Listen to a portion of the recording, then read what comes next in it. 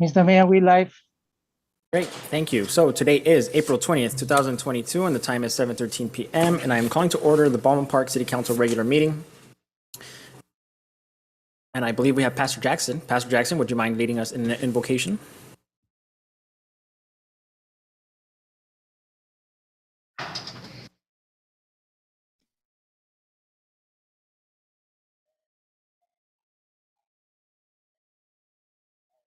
All of our ways.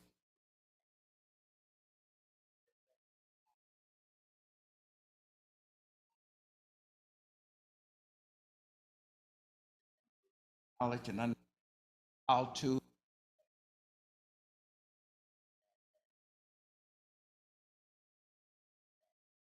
asking you, Lord, to look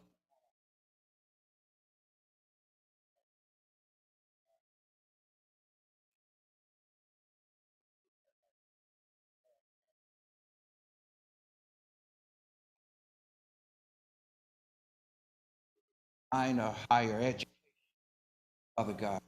Asking you also how to also how to with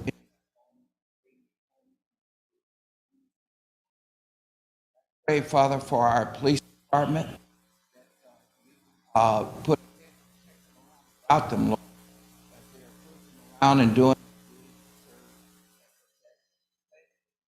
our department. Baldwin Park, Lord, that they will prosper, prosperous in the.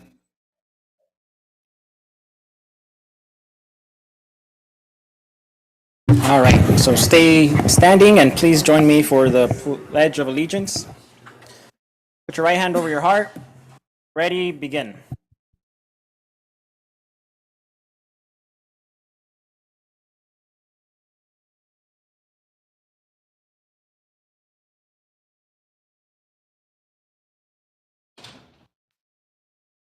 Thank you for that. And City Attorney, I don't believe that we adjourned closed session. Is there anything to report?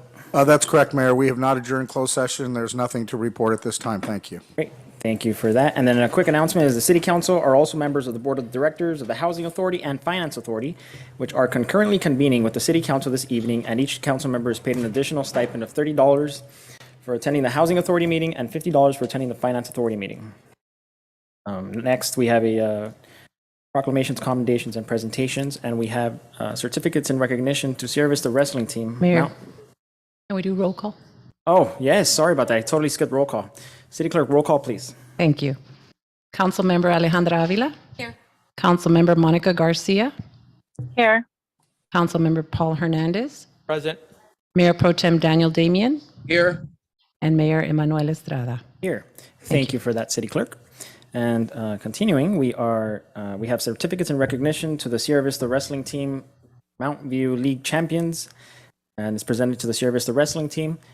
Sierra Vista Wrestling Team, would you like to join us up here behind the dais? And then Councilmember Avila, would you like to present them the awards? I would like that. First of all, I want to welcome all of the Sierra Vista Wrestling Team and their coaches and any of the parents that are here. I know Angela Salazar is here. I thought I saw her.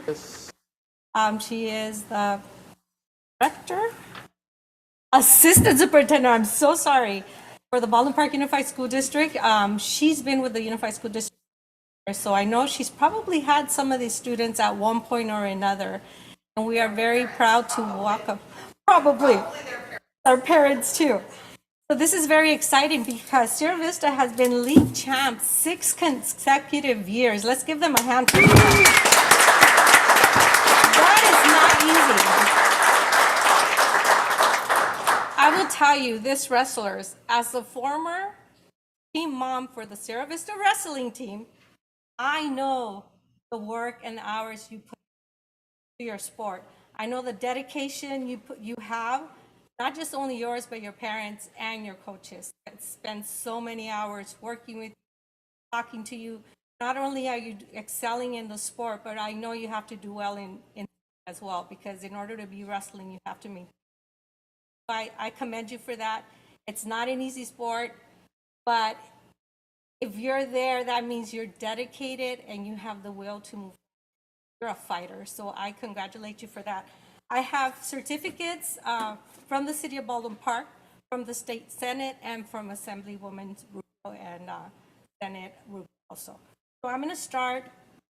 It's separated in different areas because I understand we had people go to CIF and masters and so. But I know every single one of you were part of being champs, so I'm going to start with those names. Congratulations on winning the 2022 Montview League Wrestling Championship. We also commend you for being league champs for the 6th year in a row. Woohoo! We wish you continued success on your athletic endeavors and thank you for a favorable recognition to your school district and to the City of Baldwin Park, because all of you are products of Baldwin Park and it makes us very proud to have you here. So I will start off, and as I'm calling you your name, please come up here. Just stand in the back, okay? Let's start off with Simon Wen.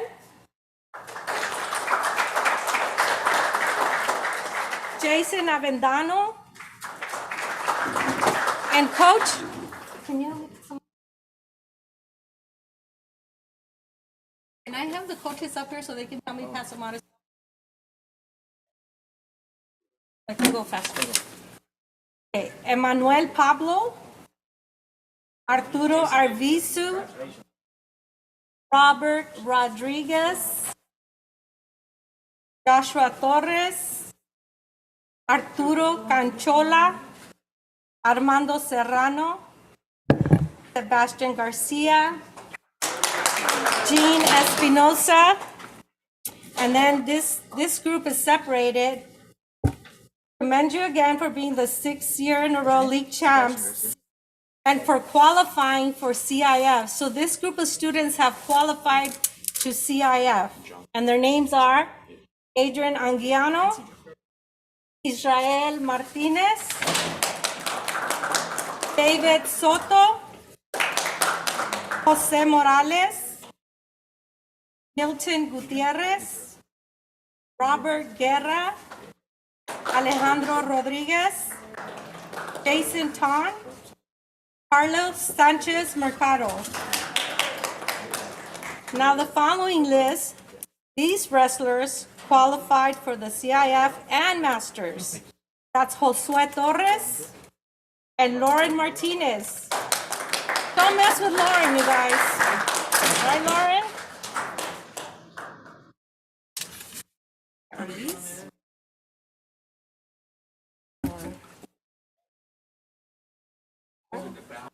And now, I want to also recognize the coaches for their leadership. And I understand every single one of you coaches have wrestled also, correct? Did you all wrestle for Sierra Vista as well? So isn't that amazing? We have former students from Sierra Vista that are now coaching, and they come back to their school to coach other students. And what better way to give back to your community but working with the youth that's coming up in our own community. So thank you, coaches. And the coaches are Coach Adam Lopez. Coach Adam Lopez, where are you? Come on, team, clap for your coaches. Ray Palacios. Anna Karen. I remember when Anna Karen was wrestling. And Juan Espinosa. So again, let's congratulate them. As you see, we have girls here in the wrestling team. At one point, I remember girls would not wrestle, but these girls are really tough. I don't know if anyone has ever been to a wrestling match, and when they see the girls on the mat, they have no mercy. They are tough. They are tough girls. So congratulations, everybody. Coaches, would you like to say anything? I just want to say you guys had a great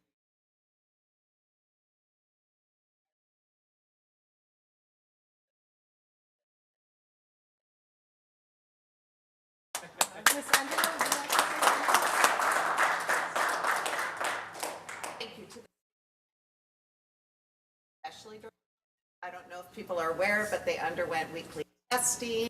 They had to be quarantined. Very frustrating. Like, forget it. It's too much this year. So thank you for being out there and reignite the school year. Yes, we were back in person, but it was not a normal year. And so we thank you for representing the district and also doing this for yourselves, because it's really good to be active. So congratulations on just participating, let alone making it to the top. Great job.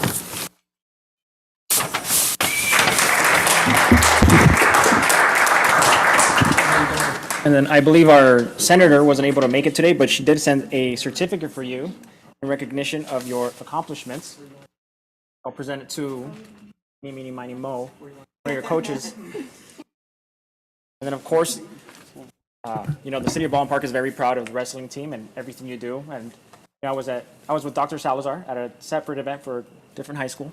But I'll tell you what we told them, and that was that the city of Baldwin Park is very proud of you, and so is your district. And we're going to continue working together to make sure that we offer you all the opportunities and resources so that you can continue to excel at whatever it is that you. Thank you. We also have a certificate of recognition from Assemblywoman Blanca Rubio. Wrestler got a certificate, so Coach, I'm going to hand them over to you. Walk out. What a recognition from the city, Senate, and from the Assembly. They all follow you guys. They know what you're doing, cheering for you every step of the way. So those of you coming back are looking forward to seeing you wrestle. So I am looking forward to some of those matches. Unfortunately, this year I didn't get to go, but I will definitely attend the next matches as many as I can, so I can. I remember seeing Anna Karen and cheering her on when she was wrestling, so I plan on doing that as well. We have two more wrestlers. Come on up.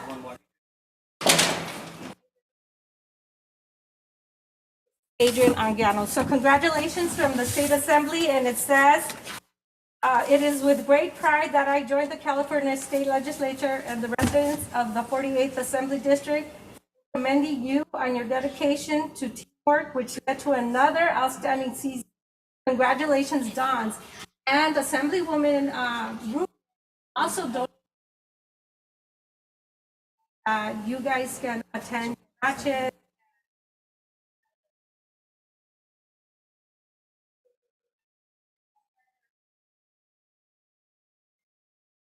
Congratulations.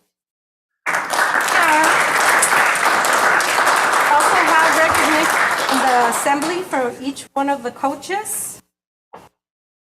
It is with great pride that I joined the residents of the 48th Assembly District for your unwavering commitment for the students, athletes of Sierra Vista High School, and commend your dedication to, which led to another undefeated wrestling season.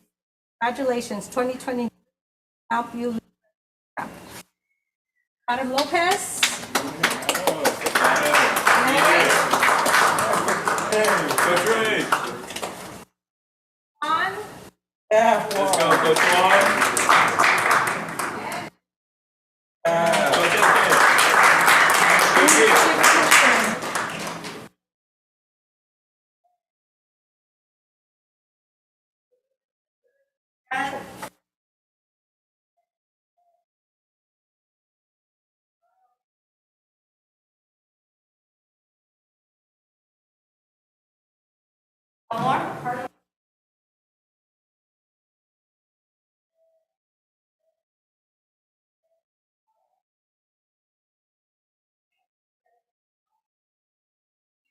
Should we share it? And if we put their Go name, outside also, and then and if we can put their name up on the marquee on the freeway as well, please, that would be awesome. Okay? That way, that's why she needs a group teacher. Thank you, everybody.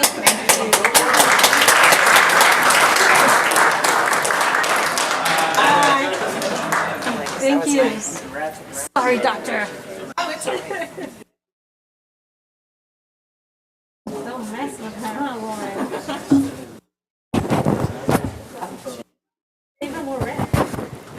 Just really quickly before you all leave, again, I just want to congratulate each and every one of you for all that you guys are doing, not only representing your school, our district, but also your brothers and sisters. You guys are all acting as role models for those folks in our community. So again, gracias, and more importantly, we'll see you all here next year.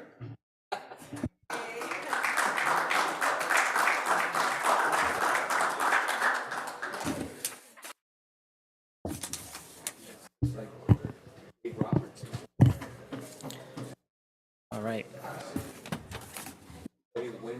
Okay. So at this moment, I will move to open public communication. City Clerk, is there anybody looking to speak? Thank you, Mayor. We received no phone call requests, but we do have a couple of cards here. First is Catherine Lozier from our public library.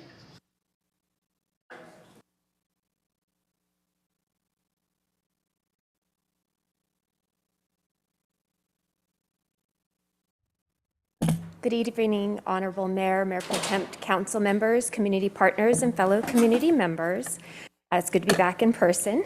The California State Library and the California First Partners Office is working with state parks to provide free use vehicle passes called California State Library Park Passes.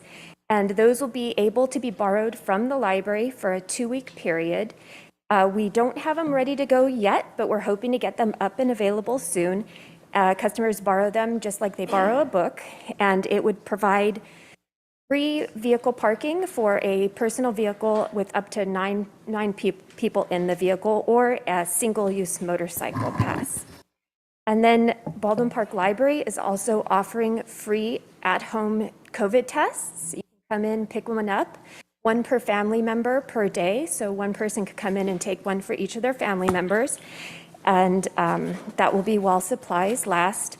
And then with National Poetry Month taking place this month, we have some in-person programs. The next one we have at the Baldwin Park Library will be a teen program for blackout poetry.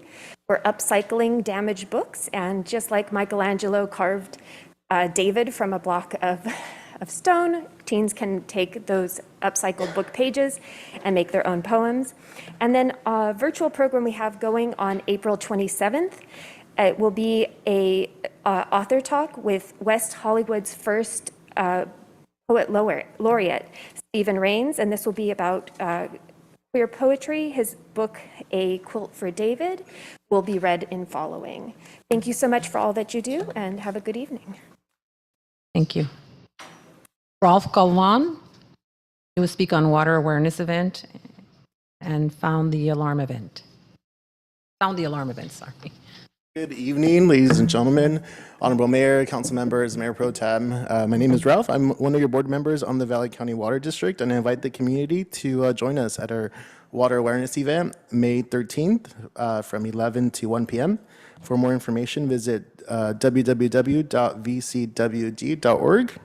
And on a separate note, did you know that home fires claim 7 lives a day in the U.S., but working smoke alarms can cut the risk of death in half? I invite the community to volunteer and install fire alarms or have a fire alarm installed at your home, happening Saturday, May 14th from 8 to 2 p.m. To make an appointment or volunteer, visit redcross.org/LA homefire. Thank you for your time, and thank you for all that you do.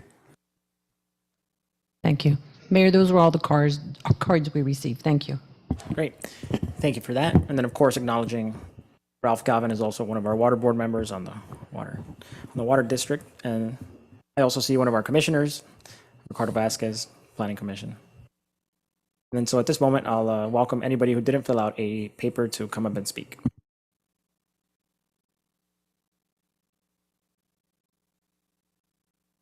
Hello, City Council, Baldwin Park residents. You people want to raise our taxes. Man, you love to raise taxes. How many times do we got to tell you? People are still in debt from the virus. I don't know. Maybe you people don't know what that is. We have a lawyer that makes tons of money off of us. A lot of wasted money. You people got to understand, probably half of this city is on a fixed income. That doesn't matter to you guys, you ladies, gentlemen, or whatever you want to be called. But boy, I'll tell you, every time you want to raise taxes, it involves a lawyer. So maybe we ought to get rid of the lawyer. I know you people haven't decided yes or no or yeah, but we need to do something in this city besides raise taxes. I know you people make a huge income. You're part-time employees. You're making tons of money. Well, there's people out there that don't make that kind of money. They don't get a super great retirement, which you people do get. You probably even get free gas, free phones, and so on and so on. We don't get that. We have to buy our phone. So why do you people gotta keep raising our taxes? Okay, you say it's city tax. 5 people are gonna tell 85,000 people, you need to get a raise of taxes. That's not right. It takes all 85,000 people to say yes or no, not 5 individuals. Maybe you people earn too much money. You know, it seems to me that's the problem.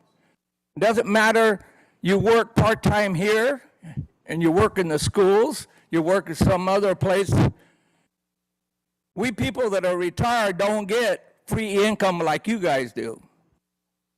You know, you get free gas, free phones, or whatever else you can get. So I think you people should think about this city tax that's going to hurt everybody in this city. It's not going to only hurt you, all of us. So why don't you just let this slide by? Maybe in a couple of years or next year or so on, you can bring it up again. The finance lady will probably tell you, oh, we need it. Well, if you quit wasting all this money on lawsuits, we wouldn't be in this kind of jam. You probably owe money from all the loans that you people have made, Sorry, including your your time is old residue people. Sorry, sir, your time is up. I know, my time's up. Thank you.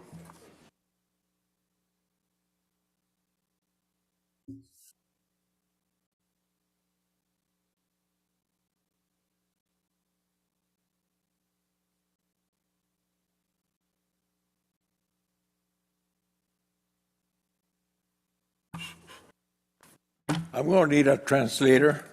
Do we have a translator? The translator. Yeah. Okay, I'm going to talk in English, you translate in Spanish? We said the council, being translated over YouTube. It's already being translated as you're speaking. He's translating in Spanish, so those who need the translation are hearing it. You can go ahead and speak in English. You have 3 minutes.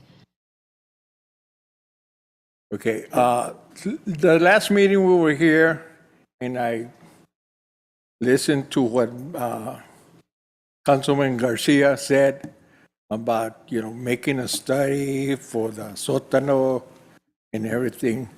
That was done 5 years ago. The whole background, the meetings and everything, the people were excited about it. Who took it down? The ex-mayor, the ex-city council, and Garcia. The 3 of them voted it down.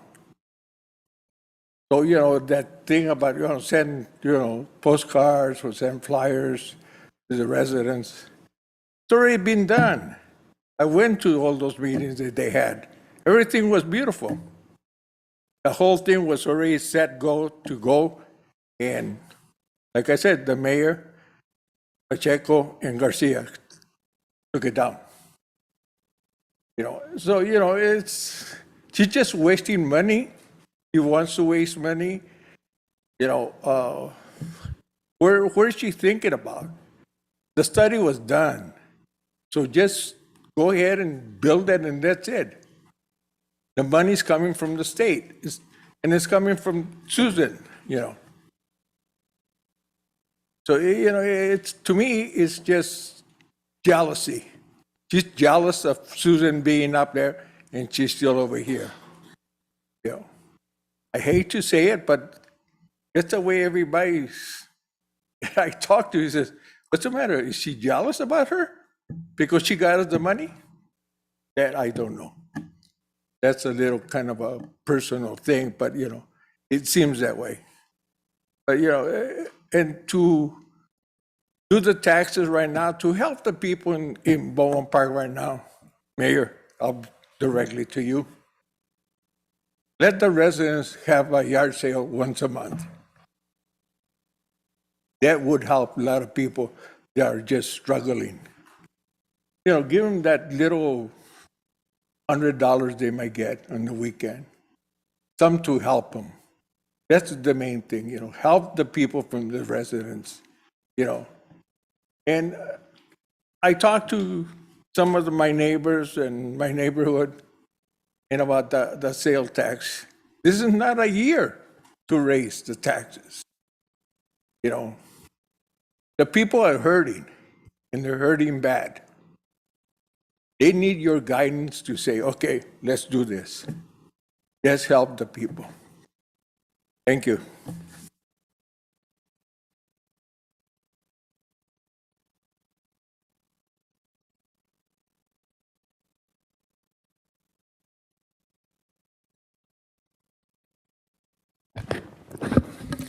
Greg Tuttle, business owner. Last week I came up, talked about Royal Coaches and reviewing their contract. I understand some other cities are reviewing their contract too for doing problem cases with them.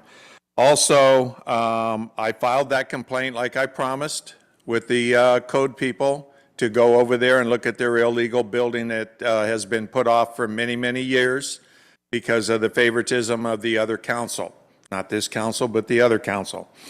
Now I bring up the thing with the sales tax. You have a recession coming on. You have people that can't pay rent. You have people that are getting money from the state to pay rent. You're going to, sometime or another this year, they're going to have to start paying back rent. They're going to have to start doing all this. People come over to Baldwin Park because it's a cheaper sales tax. You have all the surrounding cities making more money on sales tax. The thing that you need to do is look at how to run the city more efficiently.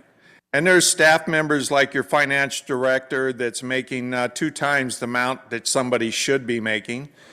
Plus she cooked the books, showed illegal amounts of money that should never have been shown in there. There wasn't money there. There's probably, I think, about $4 million of the weed money. So, you know, there's people that need to go, like your city attorney, that's cost this city millions of dollars in lawsuits because of his stupidity, but we still keep him on. I don't know why. I don't know why you guys are keeping a guy on that cost you this much money. Now, this sales tax, these people can't afford another 0.75%. Now, this is going to affect car buying. This is going to affect anything you go to a store and you got to pay sales tax on. It's going to affect every business in this city that's struggling right now to pay sales tax on any item that they buy. It's taxable. Now, do you really think that's fair? You're sitting out there giving people credit for rents, but then you're coming in here and saying, okay, we're going to punish you another way. We're going to come in and get another 0.75% on everything you buy. Well, you know where they're going to go? They're going to go over to Chino, where I go, 7.75% interest, or on the sales tax. You don't have to pay it here. This is stupid. You guys need to understand. You need to fix the internal problems here of all the overspending of payroll that you have on people that should have been gone a long time ago. And your finance director and your city attorney are 2 that need to go right now. And you guys need to look at this. And I know you guys think that, oh, well, we'll just get more money, and we'll tax the people. But that's coming out of your pockets too, the ones that live here, and you have to live here in order to be on the city council. So remember that when you go to the store, or do you go out of the city and go to a cheaper place to get sales Sorry, tax? your time is up, sir. Okay, thank you. Thank you.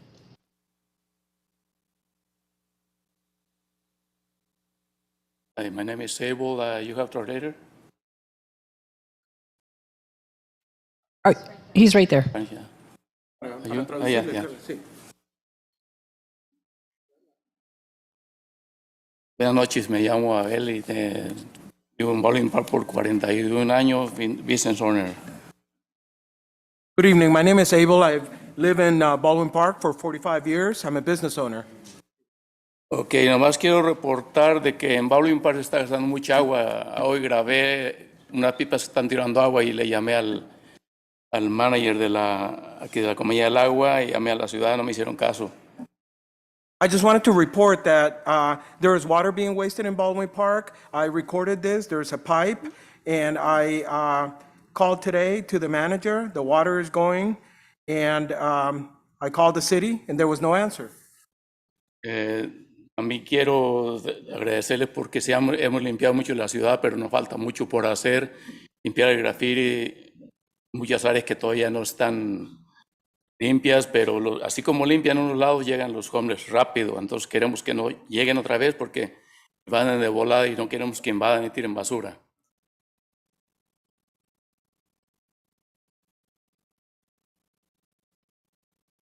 I also want to thank you. You have been cleaning up the city, but more needs to be done to clean up more graffiti and areas that are unclean.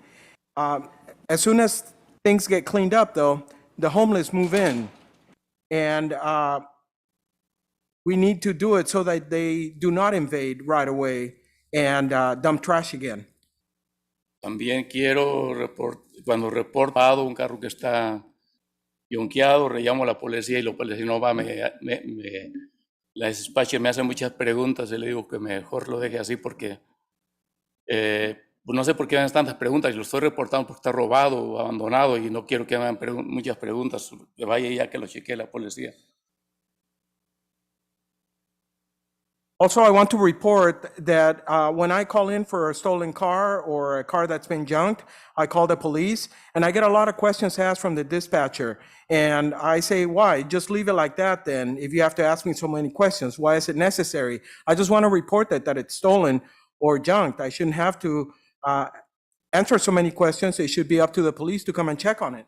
Okay, thank you. That's it. Gracias. Okay, thank you. That's all. Thanks.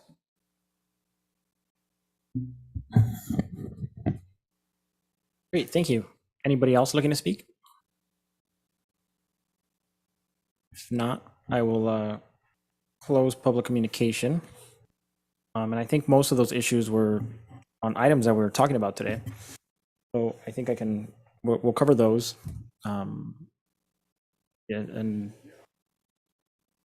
But just so you're aware, the water issue, it seems that it'd be more of a Water County Valley issue depending on the pipes. And then you have Director Galvin reaching out to you right now, who will take care of your question. But other than that, of course, we take water savings very serious here. We're pushing for drought-saving measures to save not only on cost, but also water, as we know that we are going through a major drought.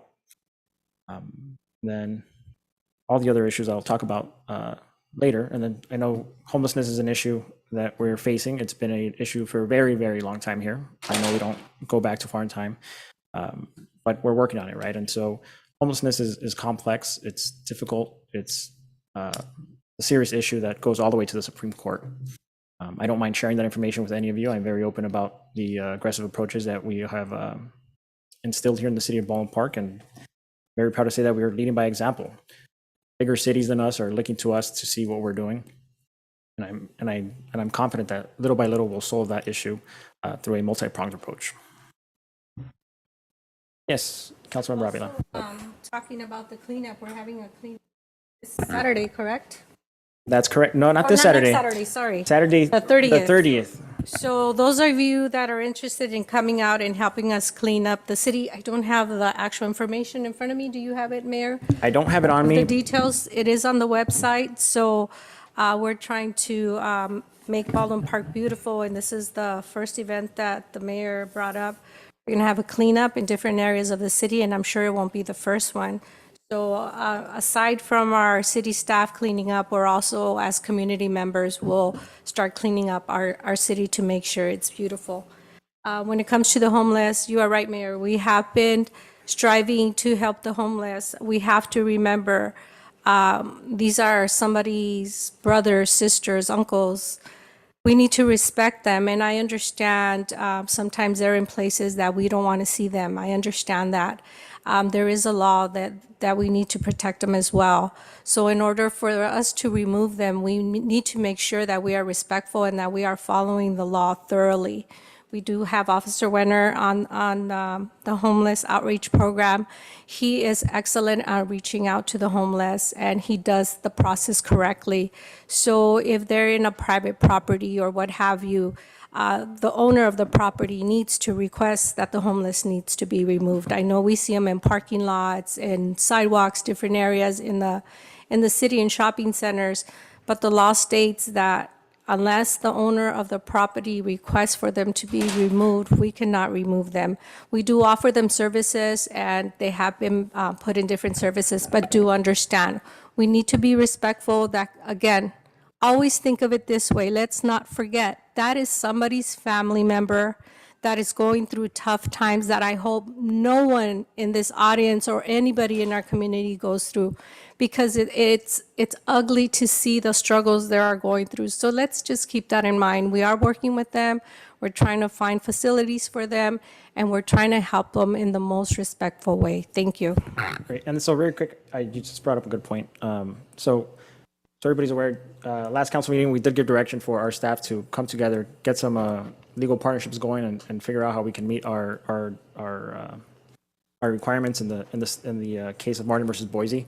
And then I did see Officer Wenner today. I did mention that to him. So Chief, if PD is able to and the host team is able to, I'd want the host team to be a part of that meeting as well, and then offer their insight into it. I know that they're very involved, and they're some of the first responders when it comes to homelessness.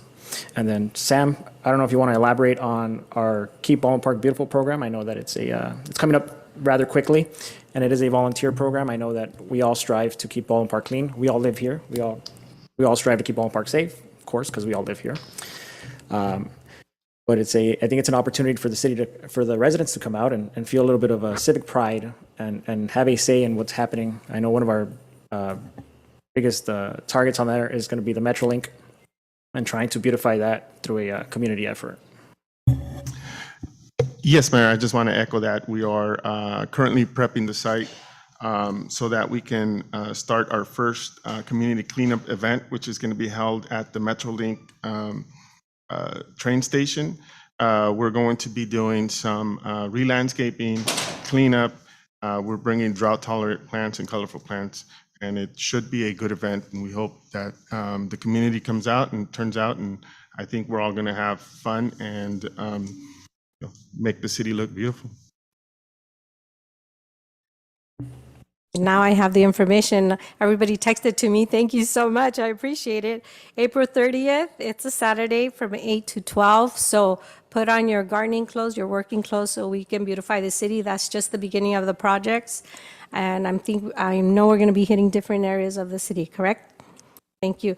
Also, Mayor, I almost forgot. I want to congratulate our new officer, Beatriz Santiago, correct? We have a new officer on board. Chief, if you want to speak a little bit about her. We should have had her here today, but Yeah, I don't have all the names. We have at least 4 officers, if I'm correct, that we have out in training right now, and Beatrice is one of them. We have it on the website of our recruitment efforts. I saw Officer Beatriz Santiago on the website. That's why it stood out. So congratulations to her. Hopefully, as soon as they're available, you can bring them to the council meeting so we can present them to the community. Absolutely. Thank you. Mayor, if I may? Yes, Mayor Pro Tem. Yeah, I just want to make a quick announcement just to remind our residents that we are going to be having another Job Fair Expo this Saturday, April 23rd at the Esther Snyder Community Center from 9 a.m. to 1 p.m. There are over 50 jobs available, and they will be doing interviews on the spot. So just please remind everyone to come out that is looking for a job. Saturday, April 23rd at the Esther Snyder Community Center from 9 a.m. to 1 p.m. Thank you, Mayor. Great, thank you. Sorry, Sam. I have one more. I know Mr. Toto brought up a good point, and so I kind of recall back to 2019 after the elections. Before that, we had a contract that was with two tow truck operators, and when we removed one of the franchisees, we used this section and this statement that they were not meeting our code, so they're not following municipal code. Mr. Toto brings up a good point that there may be a contractor that's not following our municipal code, and that's a big issue. So I do want to make sure that we take that serious. We should be holding everybody to a high standard and not picking and choosing where we enforce the law. We had a street vending issue. We forced everybody of those people to follow the law based on health and safety of the community. Unregulated building and construction is a health hazard to the community and the surrounding businesses. Parking where you're not supposed to is also an issue. So if we were able to hold one of our operators to that high standard, I expect others to be held to that high standard as well. And to add to that, Mayor, code enforcement has been doing an excellent job, as you said, starting with the vendors and parking automobiles or trucks, business trucks parking in areas that they shouldn't be. Just overall, Ron, if you can let them know that we appreciate all the work they're doing. I know they had to adjust their work hours in order for them to be out during the times that they are most needed. So please let them know that we truly appreciate them being able to adjust the time and being out there and keeping an eye out for our community, because it's their community as well. Thank you. Absolutely. Thank you. Great. So, moment. Okay, so at this moment, we do have a consent calendar. We have 5 items. I'd like to pull item number 5. I don't know if there's any other items any council members would like to pull. If not, I'll make a motion to pass items number 1 through 4. Can I get a second? City Clerk, can I get a roll call? Thank you, Mayor. Mayor Manuel Estrada, Yes. Councilmember Alejandra Avila, Yes? Mayor Pro Tem Daniel Damian, Yes. Councilmember Monica Garcia, Yes. Councilmember Paul Hernandez. Yes. Motion passes. Great. So we have item number 5, and that's city financial assistance for Ballin Park Unified School District student field trips through the American Rescue Plan. So recently, as you know, we had a student go through to New York. That was Kiara. We had her here. We presented her an award, and when I was out there, I thought it was a great idea and for Ballin Park students to be able to travel and experience more than just their community, right? I think it's a beneficial factor in development for our young generation, and it gives them an opportunity to see that their work is paying off. I believe this month or next month, I think the STEM team at Holland is actually going out of state for championships, and that's a pretty big deal. I know that we have a lot of organizations. I mean, we just celebrated the wrestling team. We just celebrated the basketball team last meeting. And so it's very important and crucial that we work with our school district to foster our children and give them that opportunity, right? At the end of the day, even though the school district is a different jurisdiction, they take care of Ballin Park residents, and Ballin Park residents are Ballin Park residents, which means that they also fall under our jurisdiction. It's very important that we work with those jurisdictions to make sure that our community has opportunity. I know that this year, I think this year really exacerbated put a spotlight on the fact that our children don't have a lot of opportunity, right? And we saw that with as simple things as, having access to internet for school or having those, the necessary resources to grow. And so if they don't even have access to vital things, I know that more than likely they won't have the resources for programs like this. A program like this lets them explore, see the real world, see something historical, and really just lets their mind expand. And I think that's really important for our community based on our demographics and the opportunities that sometimes cities like ours lack. So I did want to work with our CEO and appropriate $60,000 of ARPA funds from either side of the sub-funding and subcategories or any other fund. You can use ARPA or you can use other funding that you may find appropriate, whichever one you deem most appropriate to work out the specifics on a deal like this. But I do want to make sure that one of the one of the things is that we don't make it based on GPA. I think there's a lot of students who are at risk sometimes, and given an opportunity to explore, or given an opportunity just in general that otherwise they wouldn't have, can really benefit them in a positive manner. Mayor, I just have a quick question regarding this item. Okay, yes, Mayor Pro Tem. How and who would be selected under these? I mean, because $60,000 only gets you so far. Are we talking $60,000 on an annual basis or just a one-time shot? And who would be the people to select what students would benefit from this if they're not going by GPA? Would it be the sole discretion of the school district? Would it be the city? How would this work? So I think we can treat this as a pilot program. I mean, it's a first, it's something, it's a first of its kind. It's not something that we've done before. I think that when our CEO meets with the school district, they can work out those kinks. To me, it's just important that we don't base it on GPA, because I think that there's a lot of students who could really use that opportunity, and that might be that benefactor that makes them want to work a little bit harder, right, to see what's possible rather than where they're at. And so I think that's more of an issue that can be talked about long term, but we can use it for outings. So like I mentioned, it could be exclusively for championship outings where they're going out to a big game. I know, so it's really a discretionary issue. I think that we can continue that conversation. So this just approves the discussion and the appropriation, and then our city manager would come back with the detailed specifics, and we can go from there. Mayor? Yes, Councilmember Avila. And you made a very good point, basing it on GPA.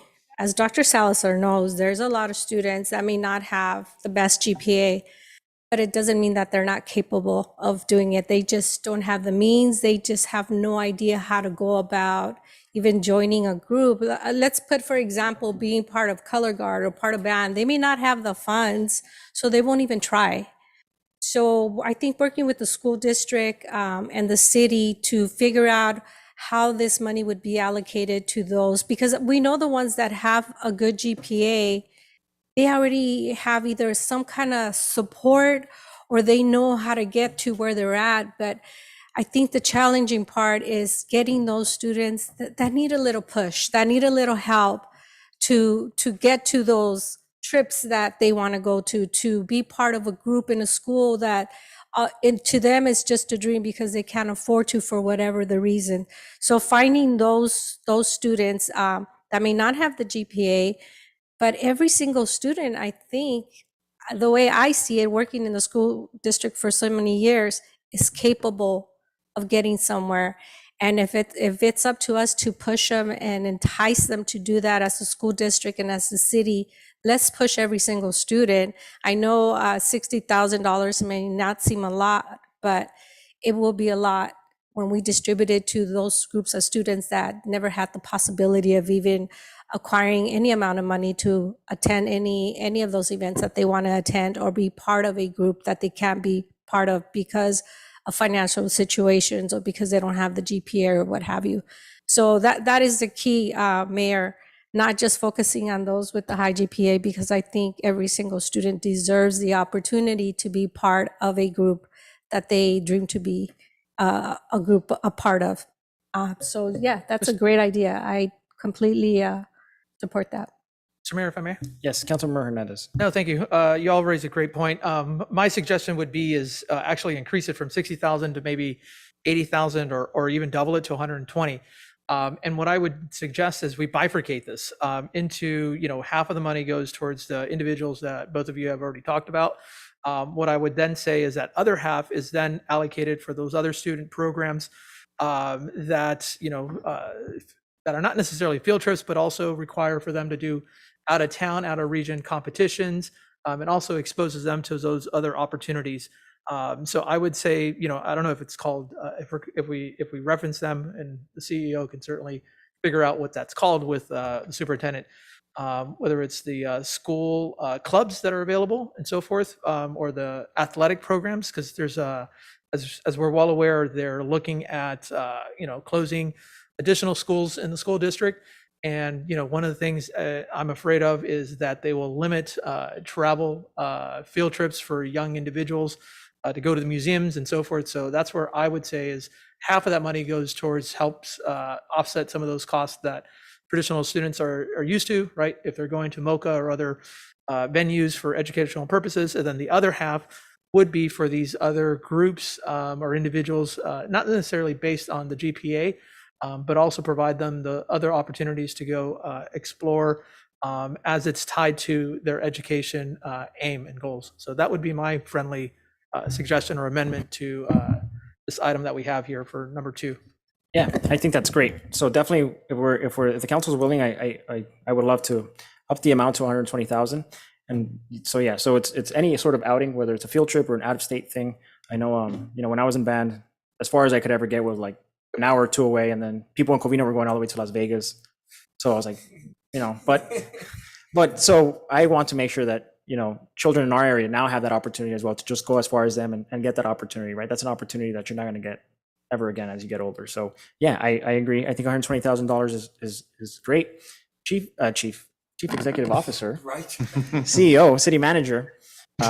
Well, you have so 120,000 will ARPA funds, any subcategory which you deem is appropriate for this, and then that'll be my motion. Mayor, before we take a motion on it, I do agree with Mayor Pro Tem Damian. His question about, is this a one-time allocation? Is this going to be an ongoing annual allocation? It's important that those expectations are set early on, because 120,000 is pretty significant, and I'm sure that we could fund senior trips, and I'm talking about senior citizen trips and our Pride Platoon program, and further support our domestic violence advocate program with the monies that we're talking about. So I just want to know, what is the long-term plan here? Is it going to be an annual allocation? And if so, does our finance director need to chime in? Because, I think that we got word about having $145,000 surplus at the end of this fiscal year. So it is a significant amount. And I know that these are ARP funds, so they're, very specific. But my question again comes back to, is this a one-time allocation, or are we creating a commitment like we do for the crossing guards, where the city basically is on the hook for $300,000 to make sure that our kids are walking to school safely? Yeah, so that's my question. Yeah, and that's a great question. So we don't have to pick and choose, and I don't think it has to be us versus them. Seniors have actually received a major funding this year, and that's because we funded free services for youth and senior service programs. So I believe the seniors just actually went to the Ronald Reagan Library. So that's a good thing. I think this is a great conversation. I personally don't agree that it's coming up when we're doing something positive for the community in partnership with the school district. I think this conversation can happen any other time. But we're making sure that we do all of that. We're funding our police department to make sure that they're working in construction with our school district. We're funding senior services, we're funding youth services. And then because it is ARPA, it will not affect the general fund budget. So you will not see a deficit there because of these dollars. So I think that it is a good idea to make this a pilot program, see how it works this year. And if we're able to lock in, funding on an annual basis or long term, then we can do that once we see how it works out the first time. I believe I also gave direction earlier to our city staff to look at a community benefits fund. So that is another possibility there as to how we can fund and create these types of opportunities for our students in general. So, a lot of times we talk about safety, and safety goes beyond just funding our police. It goes to the preventive measures. And I think that this is one of them, where we give them an opportunity before somebody else gives them a less beneficial opportunity to all of us. So there is a motion on the floor. So City Clerk, roll call, please. Mayor, really quick, if I may. Yes, Mayor Pro Tem. Yeah, no, and I'm in full support of this, and of course, it's not an us versus them type of deal. My only reason for the question was because we are allocating ARPA funds, and the ARPA funds are a temporary solution for us, right? We received temporary funds for the next 2 years. So did the school district. Obviously, we want to invest in our youth. I've always said that I believe that we've failed our youth because we have not made the investments. And I say we as a city and as a school district, because, we need to invest more in our youth sports and our programs. And I'm 100% on board with supporting this. The reason why I asked if this was going to be on an annual basis is because if this is the case, then we need to start figuring out a way how we're going to allocate this type of funding into our budget, because then we will have to look for other source of funding this, whether it's our general fund or any other type of funds that we have available, because the ARPA is only temporary. And this is a great item. I do fully support it, but we just need to figure out, how we're going to continue future funding for this program. That was the reason for me asking if this was a one-time shot or an annual thing. Oh, yeah, of course, and I understand that portion. So, like I said, I know that funding from ARPA is temporary, but it's also one of a kind of opportunity, so we want to make the most of it. So we can treat it as a pilot program. If we see that it works, that it's successful, and that we're both comfortable continuing it, then we can worry about a long-term discussion on how we can fund it for the long term. And I think that opens up discussions for more funding, for more programs. But I think, again, like that's going to be a longer discussion with more conversation and more details as we move away from ARPA. Mayor, in technical terms, we're proposing it as a one-time program. To be able to continue beyond this one time would require further action by the council, as the mayor indicated. So we believe we're going to make this be so successful that you're going to want us to find funding to continue it. Great. Thank you for that. So, City Clerk, there is a motion on the floor. Thank you, Mayor. Mayor Manuel Estrada, Yes. Councilmember Alejandra Avila, Yes. Mayor Pro Tem Daniel Damian, Yes. Councilmember Monica Garcia, Yes. Councilmember Paul Hernandez. Yes. Motion passes. Great. Mayor, let's get the STEM team invited up here, maybe Yes. for the next So, meeting. Dr. Salazar, can you help us connect with them? All right.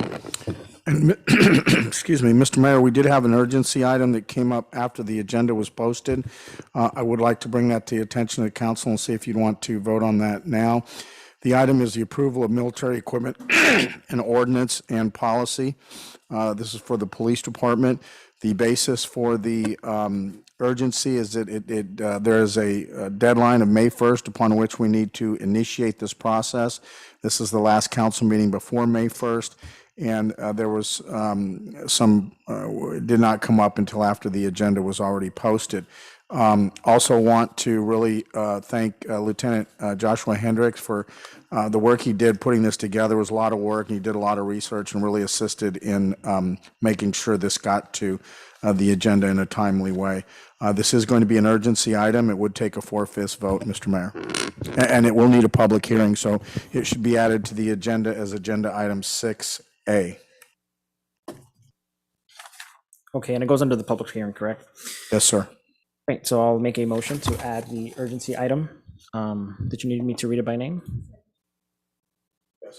To read that ordinance by title, waive reading, further reading. All right. So where's, okay. And the So by ordinance- title, so I'll make a motion to add on an emergency basis to our public hearing under item 6A, an ordinance of the City Council of the City of Baldwin Park, California, adopting Police Department Policy Number 706 in accordance with Assembly Bill 481. And waive further reading of the ordinance. And waive for the reading of the ordinance. Can I get a second? City Clerk, roll call, please. Thank you, Mayor. Mayor Manuel Estrada, Yes. Councilmember Alejandra Avila, Yes. Mayor Pro Tem Daniel Damian, Yes. Councilmember Monica Garcia, Yes. Councilmember Paul Hernandez. Yes. Motion passes.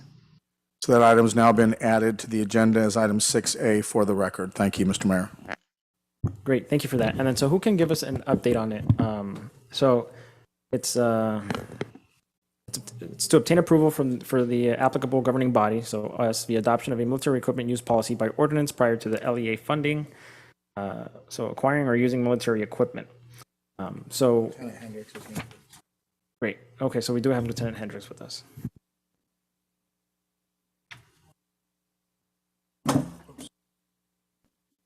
Good evening, Honorable Mayor, Mayor Pro Tem, City Council, Executive Staff, and members in the council tonight. I'm up here on behalf of the, excuse me, I'm up here on behalf of the City of Baldwin Park PD, as well as the Chief Robert Lopez, to give a brief background in regards to the military equipment policy and ordinance needed, as well as an understanding of Assembly Bill 481 that was recently signed into legislation. If I can get the next slide, please.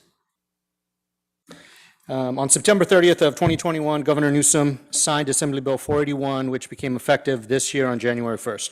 AB 481 stated goals are to provide legally enforceable safeguards to protect the public's welfare, safety, civil rights, and civil liberties before military equipment, or what's been deemed to be military equipment, is funded, acquired, or used by any city, PD, or county sheriff's department.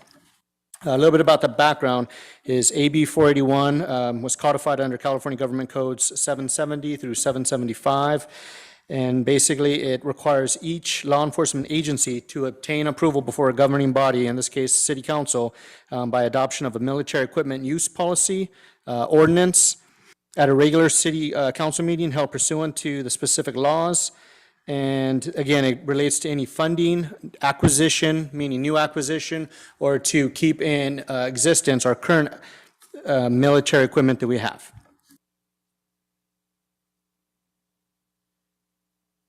So what this is this requires, it further states that we need to identify any risks of potential adverse impacts on the public's welfare, safety, civil rights, or civil liberties, including on marginalized communities that experience disproportionate rates of police killings and higher rates of military equipment deployed, and that we acknowledge that those risks of those impacts and we need to avoid them proactively.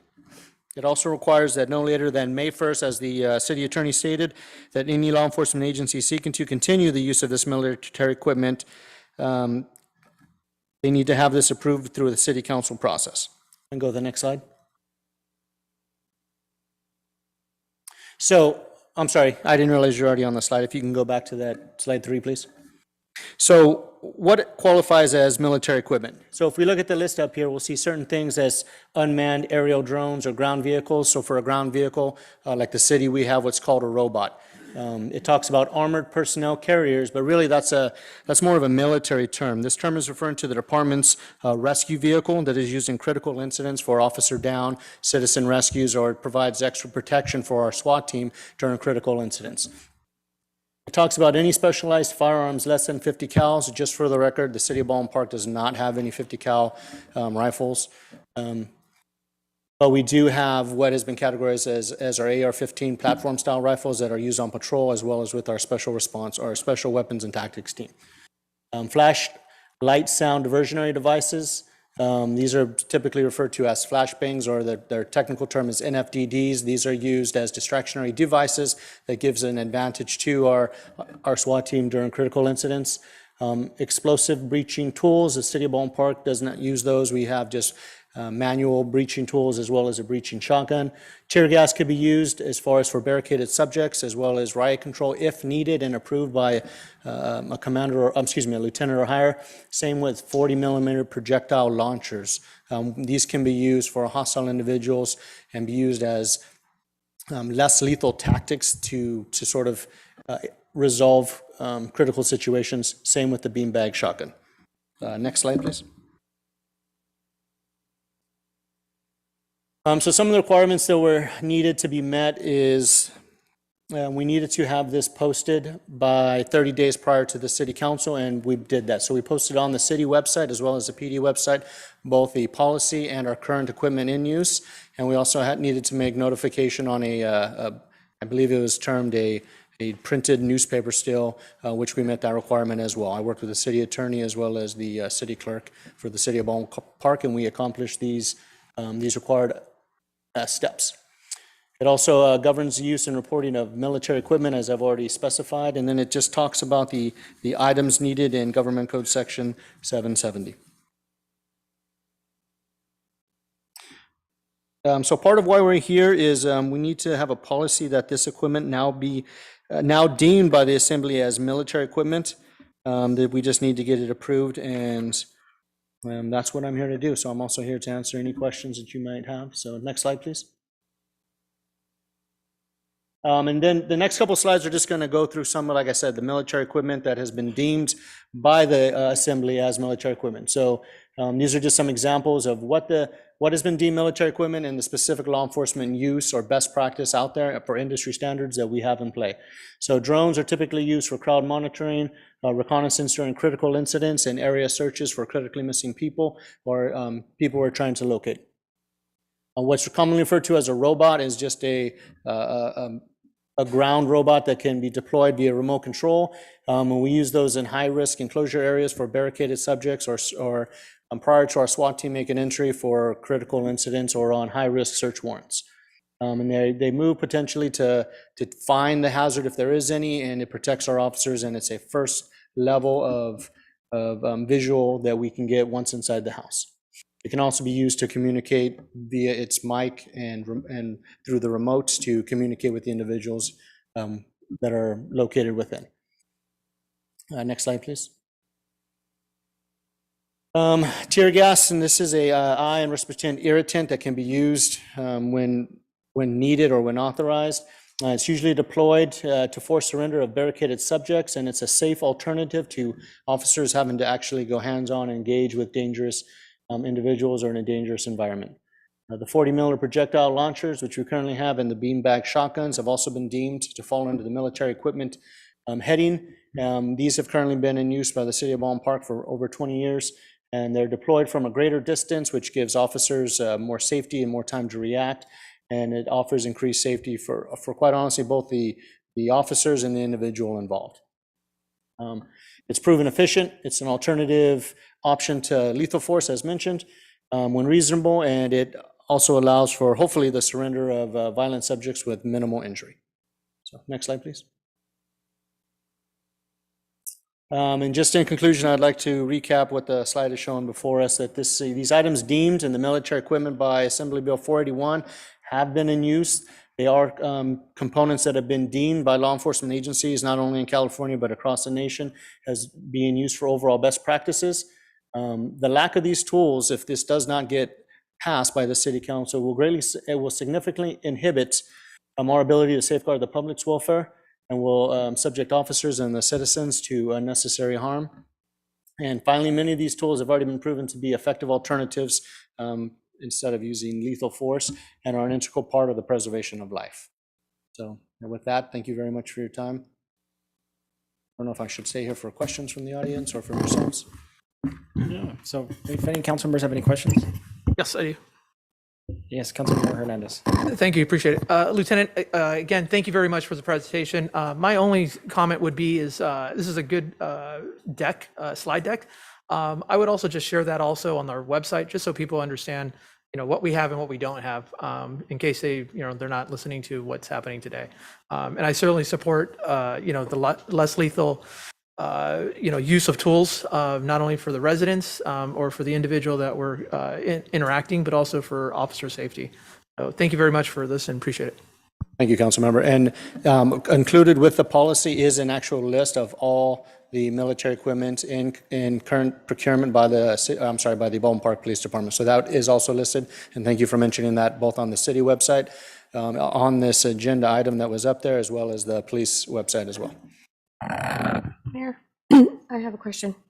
Yes, Councilmember Avila. Thank you for the presentation. It's obviously very important that we have this military equipment for our police department, as you said, for the safety of our officers as well as the community members. But I just have a question. You said we're already using the launchers and the beanbag shotgun. We're using that already? Yes, ma'am, that is correct.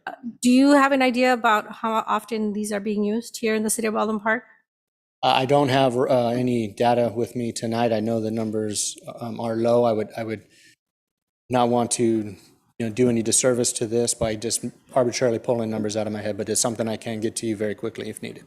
Okay, I would just like that information. I know our police department is very cautious and is very careful on the way you treat our residents. So I know for a fact these will not be used unless extremely necessary. So I just want the public to know on the safety cautions that you take when you do have to use this type of equipment for whatever the reason that it needs to be done.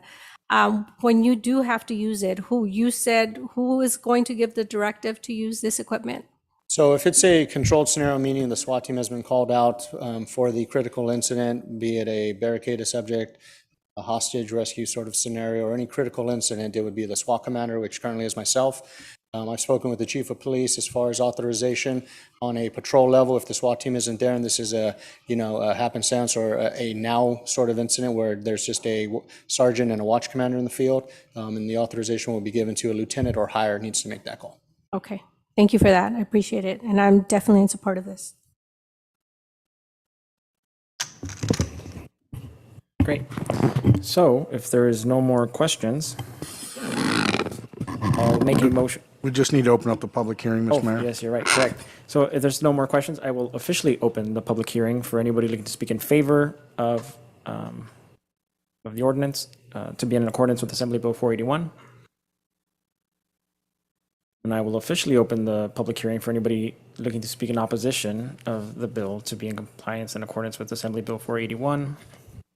Looking that nobody's looking to speak, I will officially close the public hearing, and I will make a motion to pass, to introduce first reading only, an ordinance entitled, an ordinance of the City Council of the City of Baldwin Park, California, adopting Police Department Policy Number 706 in accordance with Assembly Bill 481.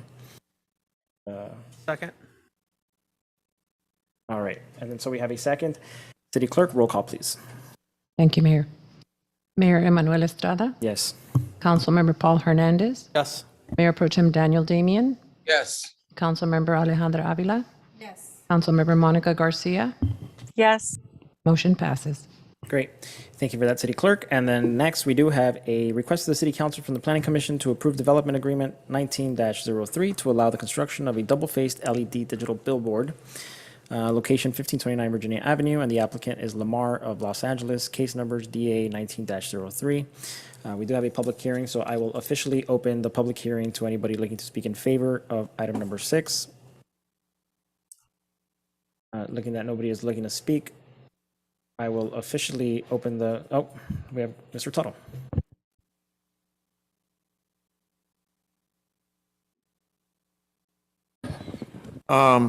It's been a long time since Lamar has been in here and doing signs, only because the other sign company paid Pacheco a lot of money to get their signs in. So I'm kind of leery with this. And Lamar, I just want to know with their contract that they're going to have with the city, if they're going to be doing community signage on there, that the community will be getting benefits out of that. So I want to make sure that they're doing the same as the other sign company had to do, and that we get a benefit out of that sign being there. That's all I've got. Thank you. Great, thank you for that. That is a good question. All right, so. Yeah, we can let me answer just- that. Let me just close the. And then anybody looking to speak in opposition to item number 6 in the public hearing, now is your time. Looking or seeing that nobody is looking to speak, I will officially close both public hearings in favor and in opposition, and I'll hand it over to our city manager who can answer those questions. Yes, Mr. Taro, a great point. And yes, there is a PSA provision in the contract whereby they make the space available for city purposes, organizations on behalf, requested on their behalf by the city. So that's in the contract.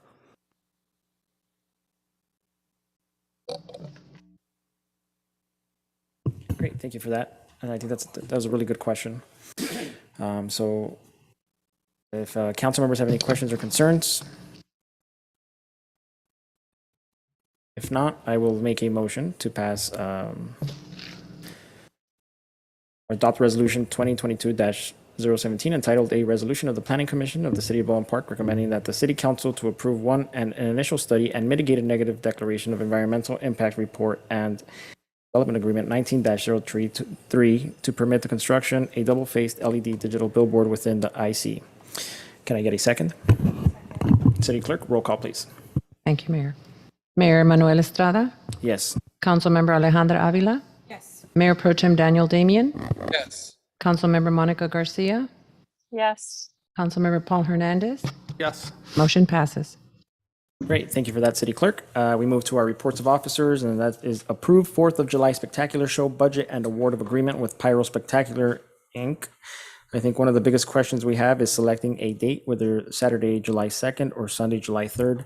I think based on the timeline, and keeping in mind that our neighboring city of La Puente will be looking to host a fireworks show on July 3rd, which I think is normally their thing. I might not want to compete with them, and I think it might be best to hold it on Saturday. I think Saturday might be a little bit better just because it is the beginning of the weekend. But I definitely want to hear what council is thinking. Do we have a sense of the other cities, neighboring ones? Because really, it does, I mean, in the sense of La Puente, you know, this is for our residents. I don't think there's necessarily people going over there to go watch their 4th of July if we're having one on Sunday, because it's always the best. That I do know. Yeah. So, but do we have a sense of what's going on in the other cities, like on Saturday? I don't know of I don't know what they're doing. I just know that. Staff know? Excuse me, Honorable Mayor and City Council members. Most of the other cities do have it on the actual 4th of July, the ones that do have. The only one that does have it on July 3rd is La Puente. And are we doing it on the 3rd or 2nd? 3rd or 2nd? Is that because the pyrotech folks are not available on the 4th? That is correct, Okay, so this is just a one-time thing that we're doing. if council chooses. Yes, I'm supportive either day. I think Saturday would probably make the most sense. But truth be told, I would certainly support that we keep this on the 4th for the following years. Yep, that makes sense. I agree. I think the 4th is the best day, but since we don't have it, I don't know. I'm kind of leaning more towards the 3rd, only because everybody will pretty much will be off Monday the 4th. It's a lot closer to, it's closer to the 4th, but I don't know, whatever your guys' recommendations may be.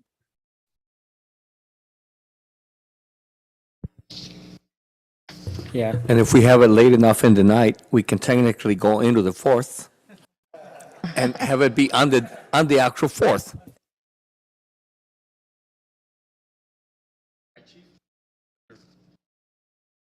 Yeah. So keeping in mind that fortunately not everybody has July 4th off, but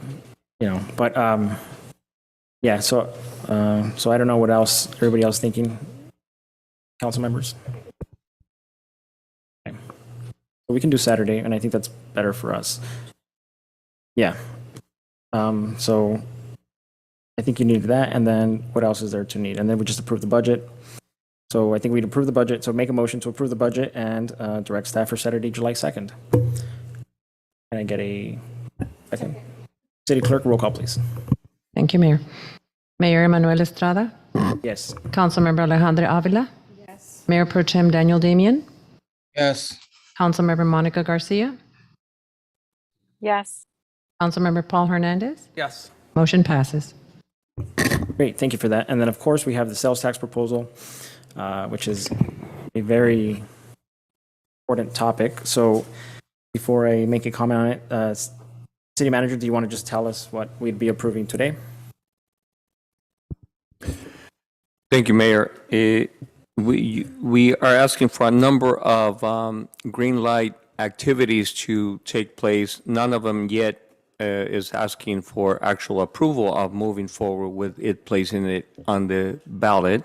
That depending on how the process proceeds, that is to be presented to the City Council at its subsequent meeting. So this is one of the most important pieces right now is that much of this discussion, if not all of it, has been an internal discussion, meaning we, in February, had just a conceptual presentation to the City Council.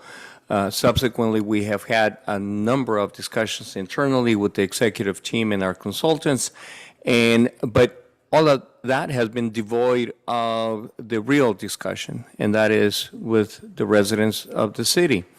And so what we're asking is that you all bless us to proceed on to a public engagement phase in which we will then now be meeting with members of the public, organization, business associations, individual businesses.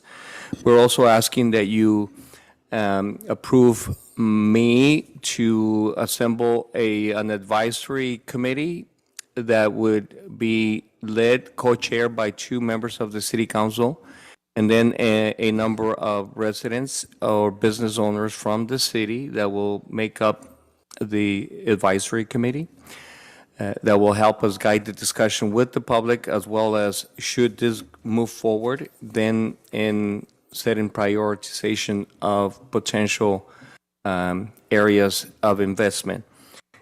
We would also, we're asking that you direct us to finalize the results of a polling that we began conducting a week ago or so. That's going to be happening in the next 2 weeks. This is a telephone poll, and we will compile the results of the poll, and we would want to bring those back to present to the City Council. But the most important ask that we're asking today is that you greenlight us to begin a public engagement period. Mr. Mayor, if I may. Yes, Councilmember Hernandez. Thank you, Mr. Mayor. Thank you again, staff, Enrique, and all those that worked on this. I'm quite excited about the process more than the tax itself, but I believe that this is the right way to do this. Providing input from the community, making them aware of what this means for them and for the business community. Having an advisory committee makes sense. The one thing I would say is, as we're going through this process, at any time, the county could also implement their own tax on our city to make up for the difference, in which the city itself would not benefit from that revenue. The county would. In turns, we would too, but again, that would all go towards the county. What we're looking at here is perhaps understanding what the needs are and how we can perhaps allocate some of this funding to some degree, of course. Because one of the discussions that I've also mentioned in the past, and I'm hoping that between now and by the time we move a little bit further on this, is if we could perhaps, if the voters choose to approve something like this, could we delay the actual collection until a year or 6 months or whatever that time frame might be? So what it does is it protects the city, but it also protects our residents to ensure that they are the beneficiaries of any increase. I know I haven't received input on that just yet, but I think that's a more legality issue. But this is a process in which I think certainly could assist our community, because one of the discussions we've also talked about is allocating this or putting it in a safety box where it's allocated towards a certain program or department or whatever the case may be, versus the general funds as an option too. So having the folks in the community groups, the neighborhood groups, residents, and at least understand that on the front end will provide us a better understanding as to what we ultimately do with this later in the year. So thank you. Mayor? Yes, Councilmember Avila. Thank you for that explanation, Councilmember Hernandez. You're absolutely right. We need to make sure the community understands that basically pretty much if we don't do this first, we won't benefit. It's more the county that will benefit. But I think that's why these meetings are so important, to make sure to explain it to our community, and ultimately they will make the decision of whether it will be put on the ballot. It's not a decision that we're making. We will be presenting the pros and cons of doing this, and hopefully we have a lot of community input. And again, you will decide whether it will be put on the ballot or not based on the information given to you. So it's very important the community understands. It will be your decision based on all the information we give to you on how the tax proposal goes and how it works. If the county proposes it first, we as a city lose because they will have a say-so. So that's why we're trying to get a step ahead to try to see if we can propose it first. But again, it will be up to you. So I'm looking forward to those discussions. They are very important for our community to understand, and for all of us to understand too, so we can see how that tax initiative will work. Thank you. Great, thank you. And I agree. I think it's important that the community is involved. I know that it's a hot topic, especially as we try to come out of a pandemic, and I do agree, right, with some of those issues that some of the residents brought up, that it may or may not be the right time, but obviously we want to hear from the residents and go from there. You know, it's a difficult position, I think, that the city is in, where, you know, we have to not only worry about the city, but also the people that work here and the development that we need to make and that we need to strive for. You know, and so at the end of the day, it's really a benefit, looking to benefit, you know, not individuals or the community or the city itself, but the residents and the people that work here. I think when we approved the raise for Parks and Rec staff that was on minimum wage, that was the first raise they've ever received, or that's been approved past minimum wage. And so when you have staff here that take care of vital services and they take care of programs and things that benefit the city, and they're making less money than they could be making working at a burger joint, it's not only embarrassing, it's kind of it's challenging, right? Because then we're not able to retain people, especially in a market like this. So that's one of the biggest issues that we have to look at. How do we take care of our employees? That's something that the revenue can help with. Also bringing in services, programs. We just talked about wanting to work with the school district and making sure that our children have opportunities and room for growth, regardless of where they live in or regardless of what zip code they live in. So it is a very difficult discussion to have, but it's an important one to have. I definitely want to hear from the community and see what how they feel about a tax and what they would want to see that money go to. I want to echo that sentiment where I wouldn't want this money to just go to the general fund and then it gets kind of blends in, it gets washed away, and we don't really see a actual return from it. I want the community to have a say in how it gets allocated and what we do for it, and also be able to show something for it. That's the whole point of the tax. So just wanted to comment that. So do any other council members have any questions, comments, or concerns? If I could just piggyback off everything my colleagues have already said, unless there's others first, I'll give to the other council members. Okay, seeing none. Again, as we're talking about this, you know, as you just eloquently talked about, Mr. Mayor, you know, if it is dedicated to, you know, certain programs or certain funding streams, that does then require a higher, I believe, a higher percentage of approval from the voters. So we just have to, you know, as we're going out in the community, we got to make sure that we're, you know, they understand that it requires more votes to lock that in. And then the other thing, of course, of great concern to me is if the voters or if our community decides not to do this, the county can still do this either this year or next year, regardless of what we decide. And again, the loss of revenue, the loss of opportunities for our community are dramatic.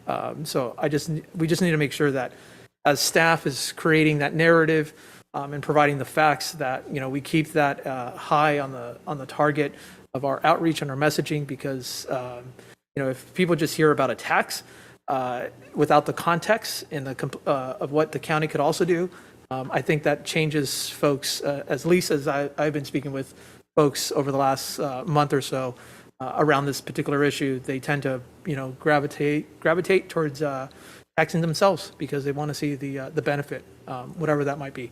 Thank you. Mayor, another important thing to keep in mind is the estimate revenue is about 6 million. So if we allow the county to tax us first, they will have that 6 million revenue. However, if as a city we vote for this tax, then we would benefit. So that's very important to understand. Would we rather have the county take the 6 million or keep it within our city? So that's a study that we're doing. Again, it will be presented in detail to the community so it could be understood. And if there's any questions or clarifications, that would happen during those meetings.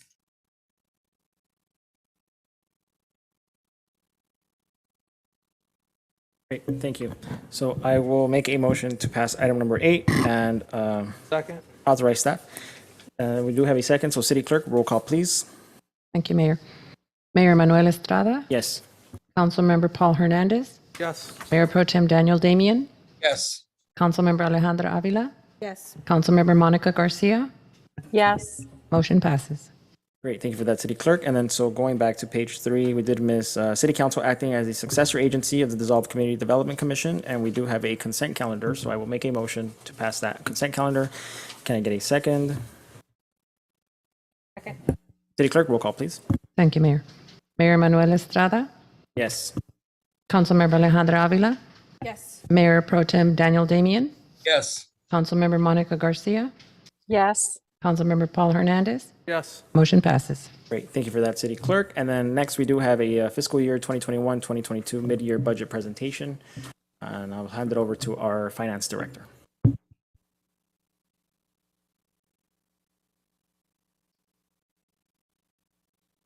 Yes. Good evening, Honorable Mayor and City Council and residents of the City of Baldwin Park. My name is Rose Tam. I'm the Finance Director for the City of Baldwin Park.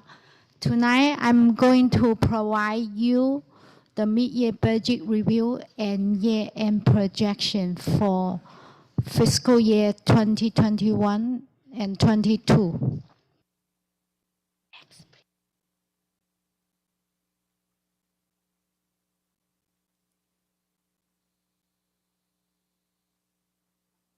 I'm going to give you an overview of general fund operating update. And we projected to have a total estimate increase of 1.7 million from the revenue.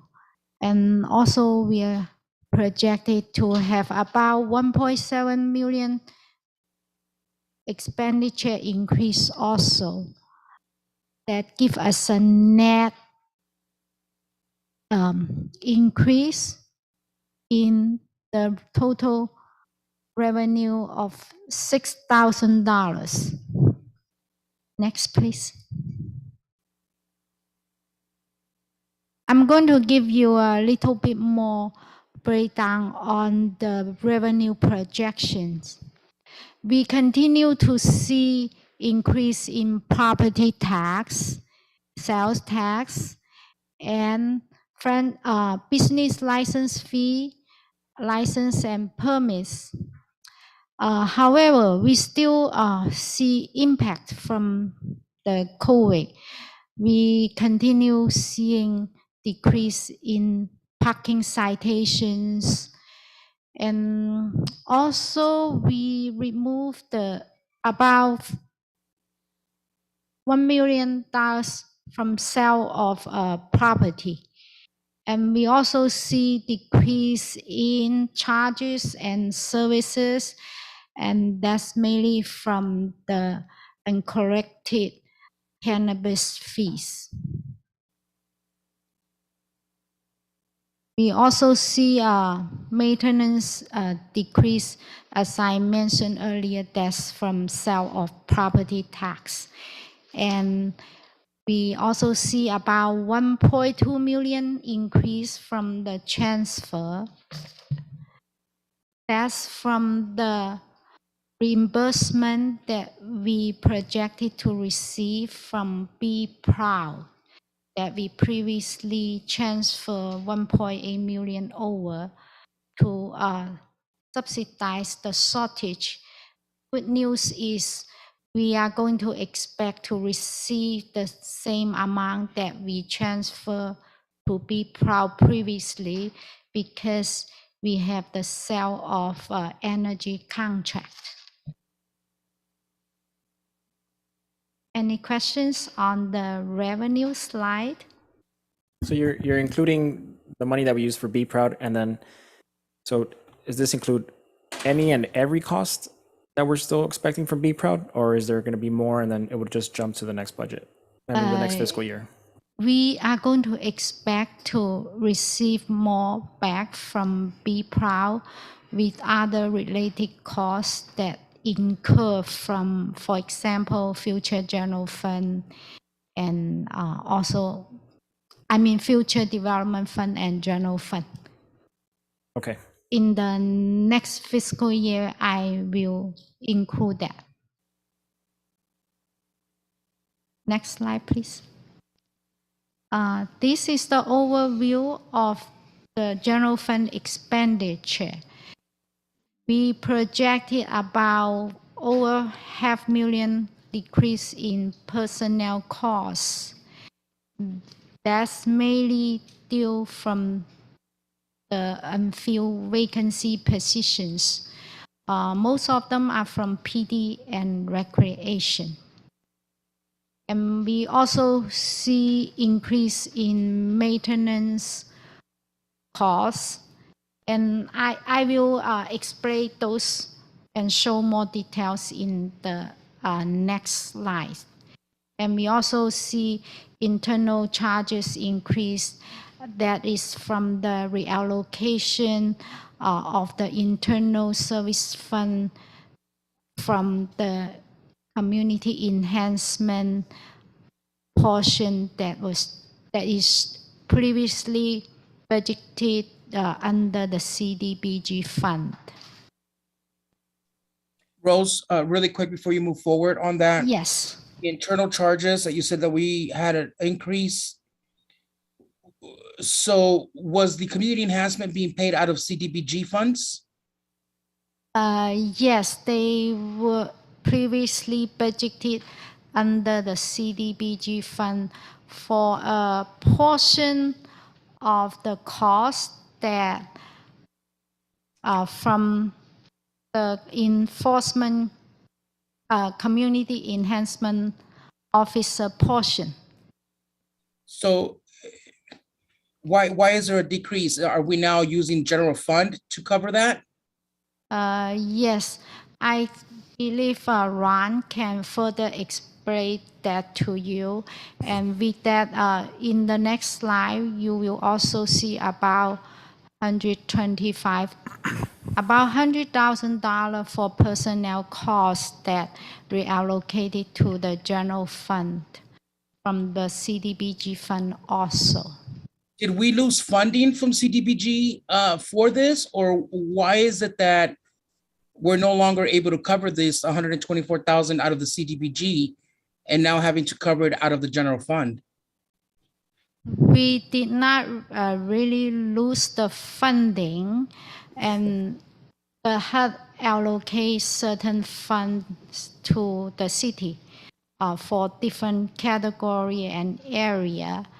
However, due to the HUD's monitoring and finding, and we temporarily cannot be use the CDBG funding to cover our community enhancements portion.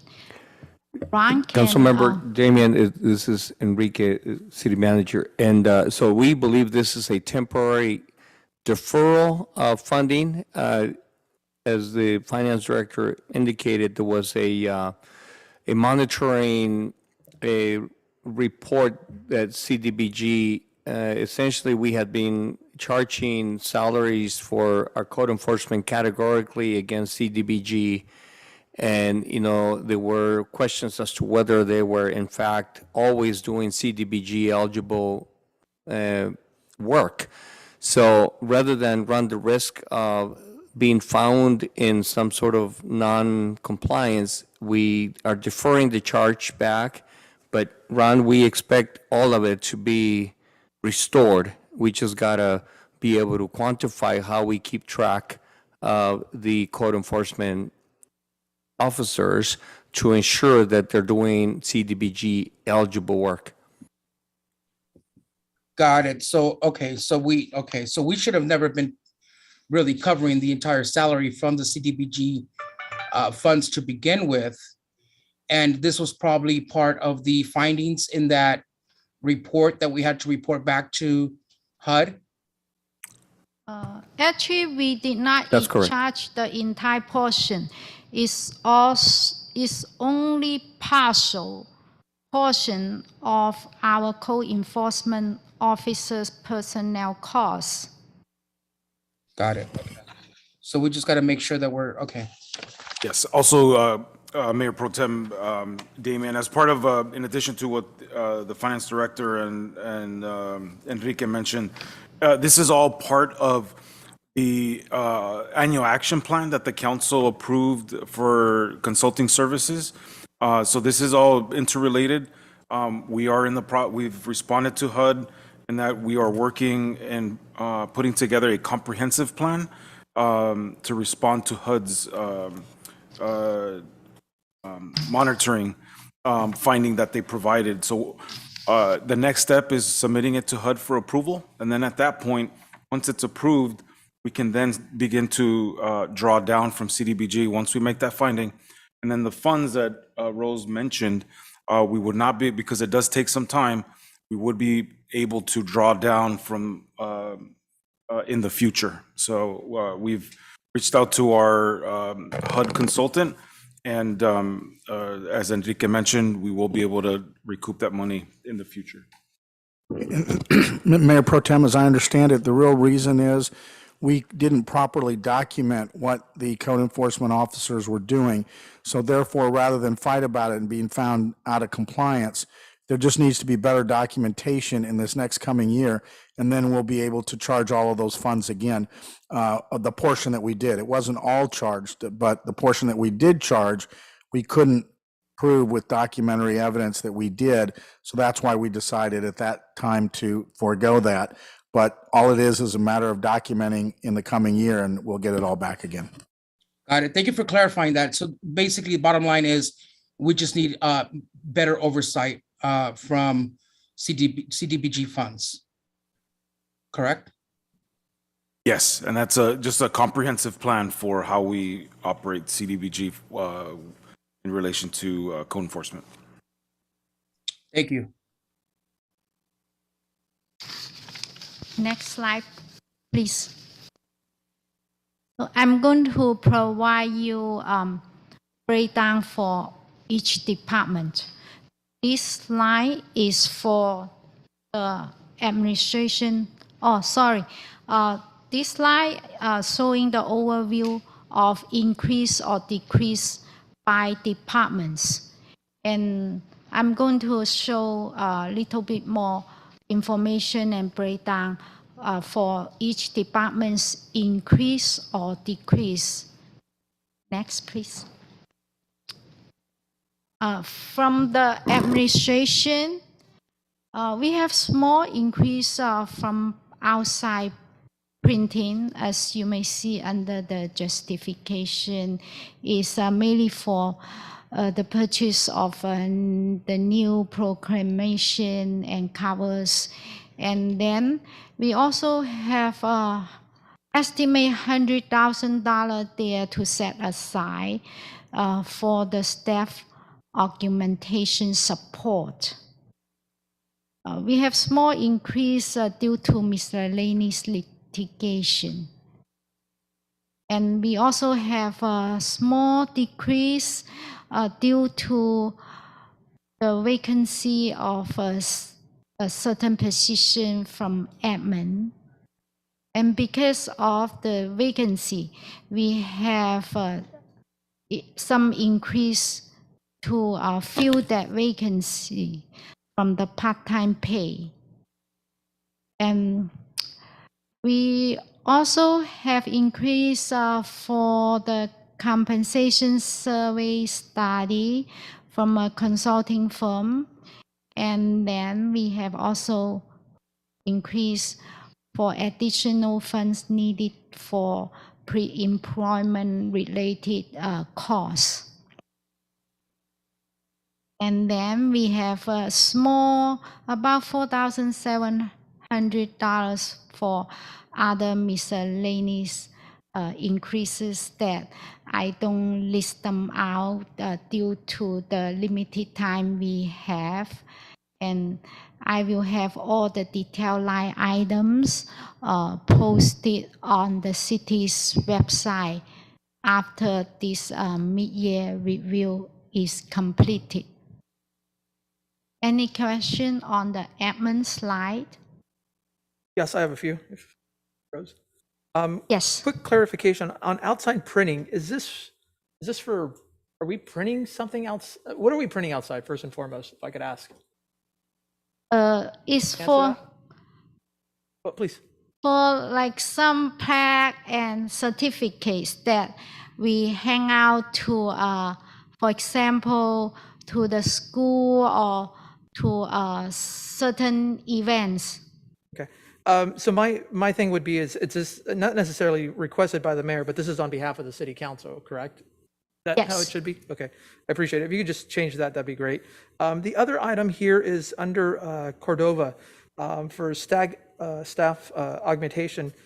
This is probably, and there's also another item, I think, in finance, or sorry, there's another $150,000 in staff augmentation.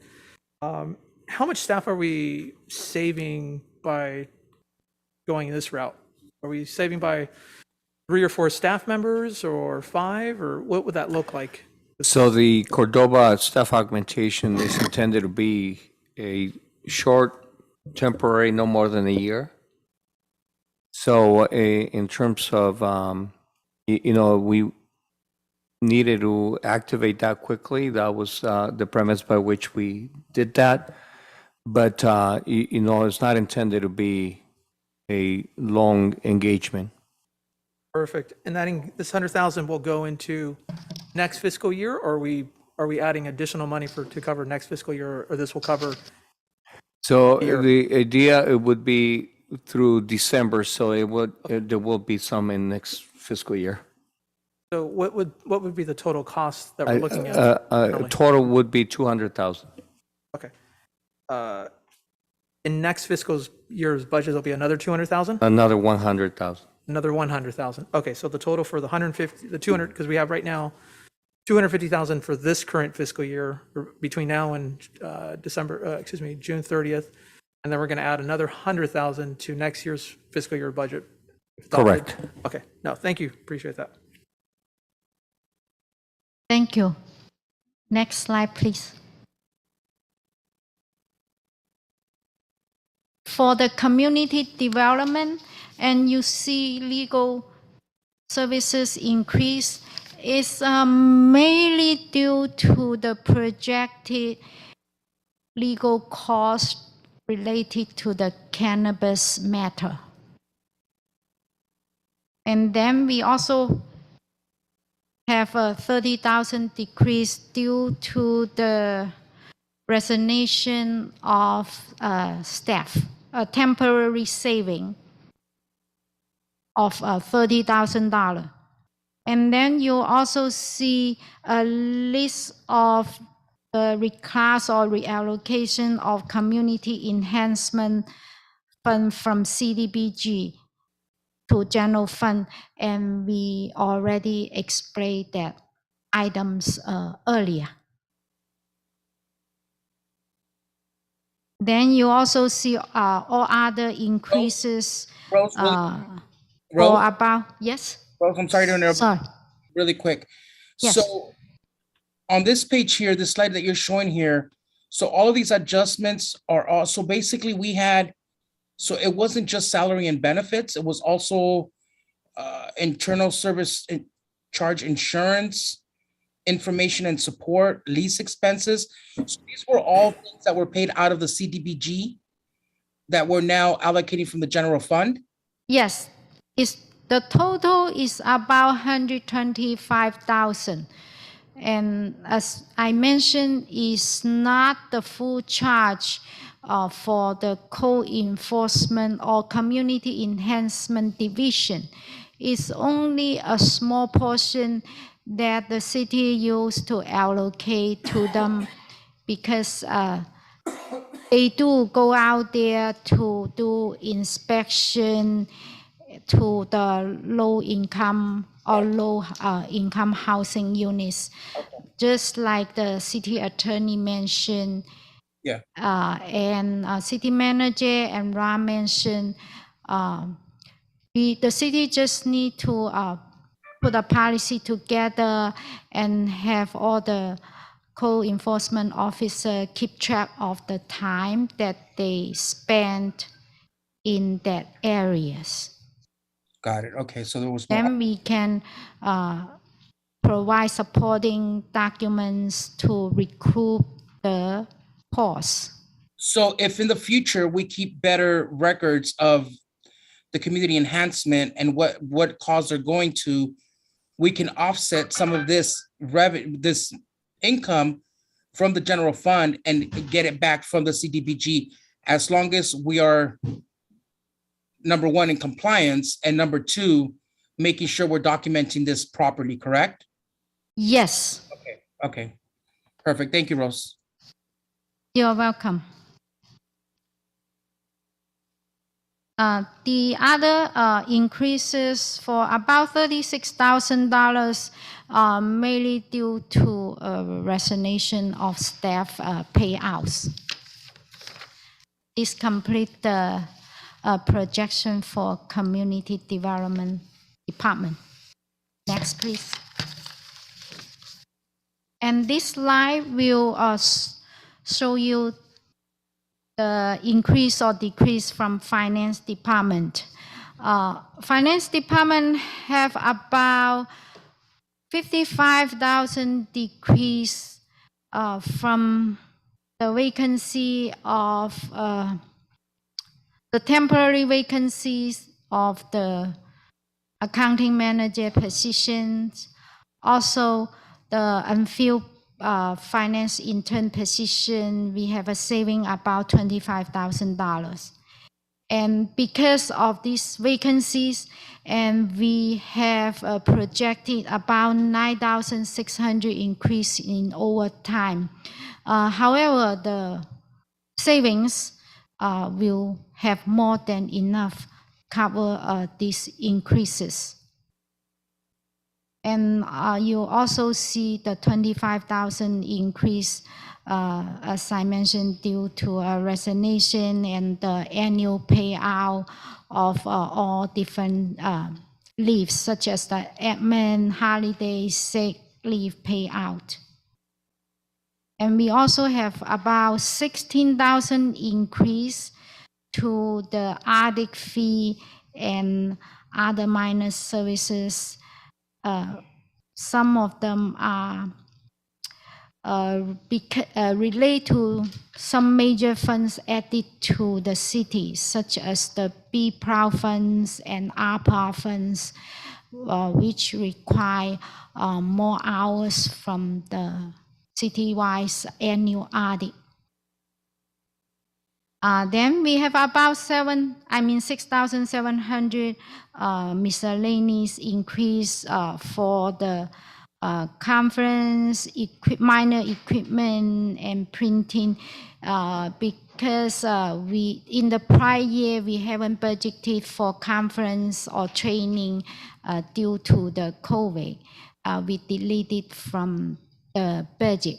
And you will see in this year's budget and many departments added back costs or funding for conference and training and education.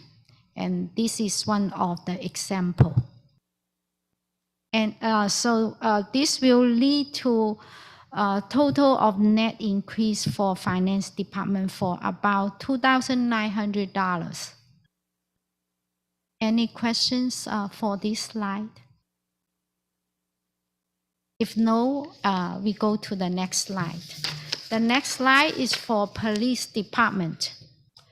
As you all may know, that the Police Department have many vacant positions due to some of them due to retirement and resignation of a few police officers.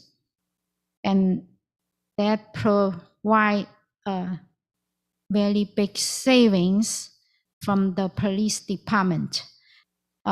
It's about, it's over $1.2 million that contribute a huge saving and help to the overall general fund. In other words, if all those positions are filled, then, and if we don't get additional revenue coming to the city, that the future budget might face a shortage or deficit. And other increase, decrease is, for example, the 15,000 decrease and increase actually is a wash, is a reallocation to the proper account. And we also have $100,000 increase that approved by the City Council to assist the police department in hiring. And that's the hiring incentive pay. And you will also see about $500,000 increase due to the shortage of staffing. And also we have seen increase in payouts due to retirement resignation of the PD staffs. And the other decrease is a line item transfer. And also you see the decrease of $249,000, and we reallocate that to the ARPA fund. And also it's not total $240,000 will be used from the ARPA fund. As you may know, the school district has agreed to fund 50% of this crossing guard cost. Then we have about $10,000 increase for all the line items, including materials, supplies, printing, and minor increase in professional services.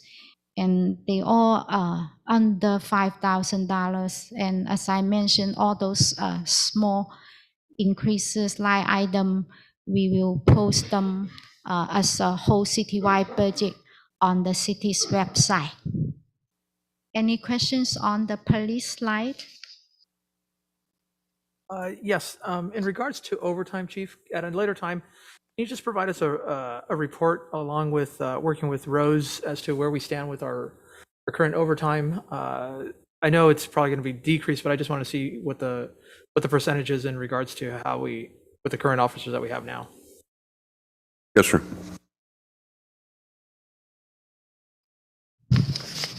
Any more question on this slide? Okay, now we are going to the public works slide. Public works, most of the funding come from special revenue funds. They only have a very small portion from the general fund. We see about $10,000 increase, and due to the anticipated on-call services. And we have a very, very small, $1,600 due to a minor cost for material and very small portion of overtime. That concludes the public works slide. Any questions? If no question, we're going to go to the Recreation and Community Service Department. And also we see about $100,000 decrease from the Recreation and Community Service. It's mainly from the reduction due to COVID, and lots of programs have been temporarily sustained. However, we believe lots of programs will come back around May or June, correct, Maria? Yes, that is correct. We see a small decrease transfer to the to other account for the supplies and material for Spring Fest. And we also see a $15,000 increase is to cover the portion that is going to happen around June for the downtown street market, because we have removed that cost in the previous year due to COVID. Now we're putting it back. And you see the $5,000 increase is a wash from the previous transfer I mentioned. And then you see outside printing for the downtown street market program that will happen in June. And also we see about $19,000 increase is mainly that used to replace the security door for the 5th floor of the City Hall parking structure. And then you see about $19,000 increase, they all under $5,000. And with limited of time, I won't list them here one by one. And they mainly to cover recreations, material and supplies, equipment rental, minor costs in consultant fees, and they added conference costs back. And because in the past year, we removed that cost due to COVID. And this concluded the slide for recreation. Any questions? Now we go to the non-departmental slide. For this non-departmental, and the main increase for transfer out, as I mentioned earlier, is the 1.8 million transfer to Bowen Park at the beginning of the fiscal year to meet the shortage. However, we are going to see this full transfer reimbursed back to general fund from the sale of energy contracts. And we also see $51,000 increase in consultant services, and mainly they are used for the sales tax ballot measure, and also research related to that area.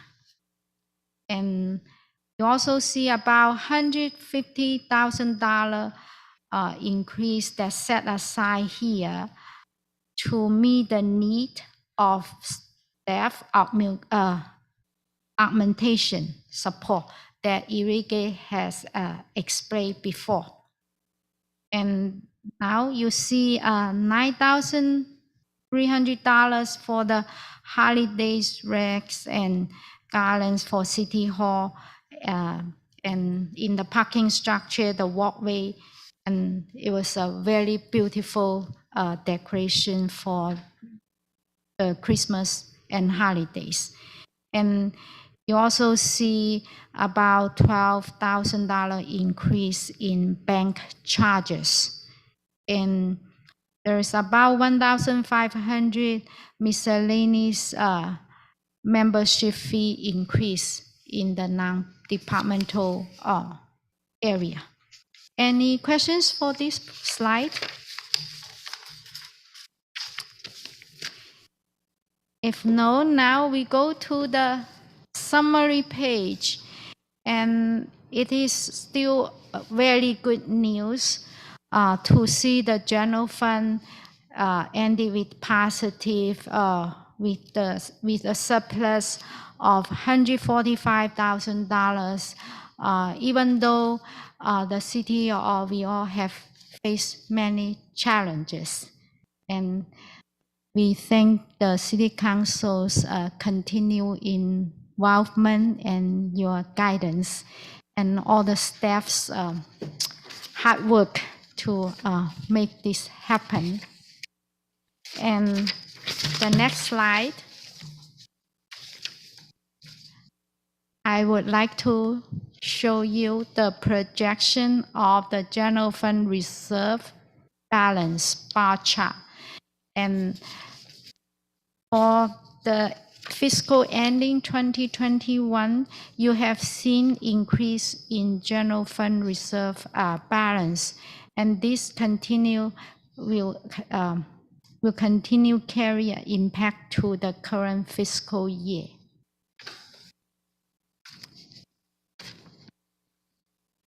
Next slide, please. And due to the limited time that we have, and I am just going to show you the summary of all other special revenue and other funds. And as you may see, we originally adopted total revenue of 59 millions in revenue and 50 million in expenditures. And we projected the revenue will go up to 98 million because of all the grants that the city is going to expect it to receive. And we have received many grants this year. Lots of good news from different departments, from recreation, from planning, from public work, and from ARPA, and from the state and federal. Very good year. And so with all those grants that we received, we are going to expect it increase in expenditure to 91 million. And with all those grants, we are going to do lots of wonderful projects for the city. Any questions?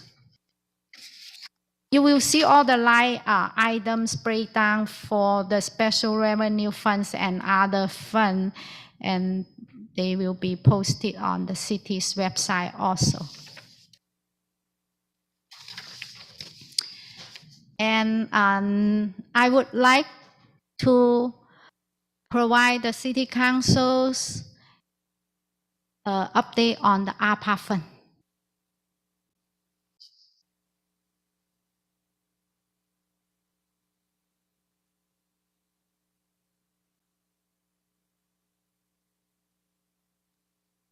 I know everybody is anxious to know where we stand as of today with the ARPA fund, including myself.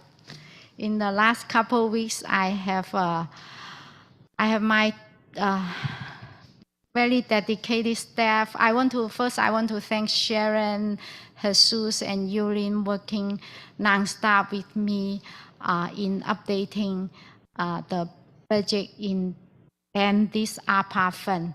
It takes lots of time to go into lots of study because they are new. They have lots of requirements, different categories that we have to make sure they are in the right place in order for the Treasury Department approve our spending. As you may see here, we have allocated 50% of the total ARPA fund to the city, and also we allocate 50% of them to the community. And we total of 22.9 million we are going to get from the Treasury Department. And we have already appropriated 7 million under the city portion for the revenue replacement portion, and 1.6 million for the community portion. And then we also appropriate, which means set aside or approved by the city council, and for 2.69 million for all other categories, and 4.68 million for the community. And we have appropriate, what I try to say is sorry. And we, as of this day, we have about 1.7 million available or remaining for the city's portion. And we have about 5.1 million remaining for the community portion. And we use a total of 8.6 million for the revenue replacement portion. And the revenue replacement also called loss of revenue. They are very flexible that we can use them almost similar like the general fund. and which leave us about 1.3 million available under this category. The next page, before I go to, I go to next page, so everyone will see what adds up to all those amount.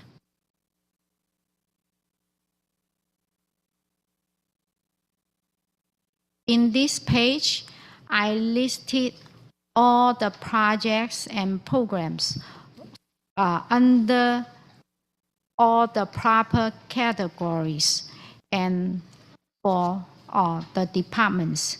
And I am not going to go through this one by one. And I have provided a hard copy to the E-team and City Council. I will also post them on the city's website. And in case everybody need more time to go through them or want to know each line item, they are there. And also, I am free to, and I am happy to answer any question you may have, not only today, but after today, relate to all those ARPA project and fundings. And I also want to point out two items on this slide.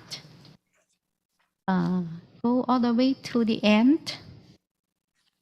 And under item number 53, we propose to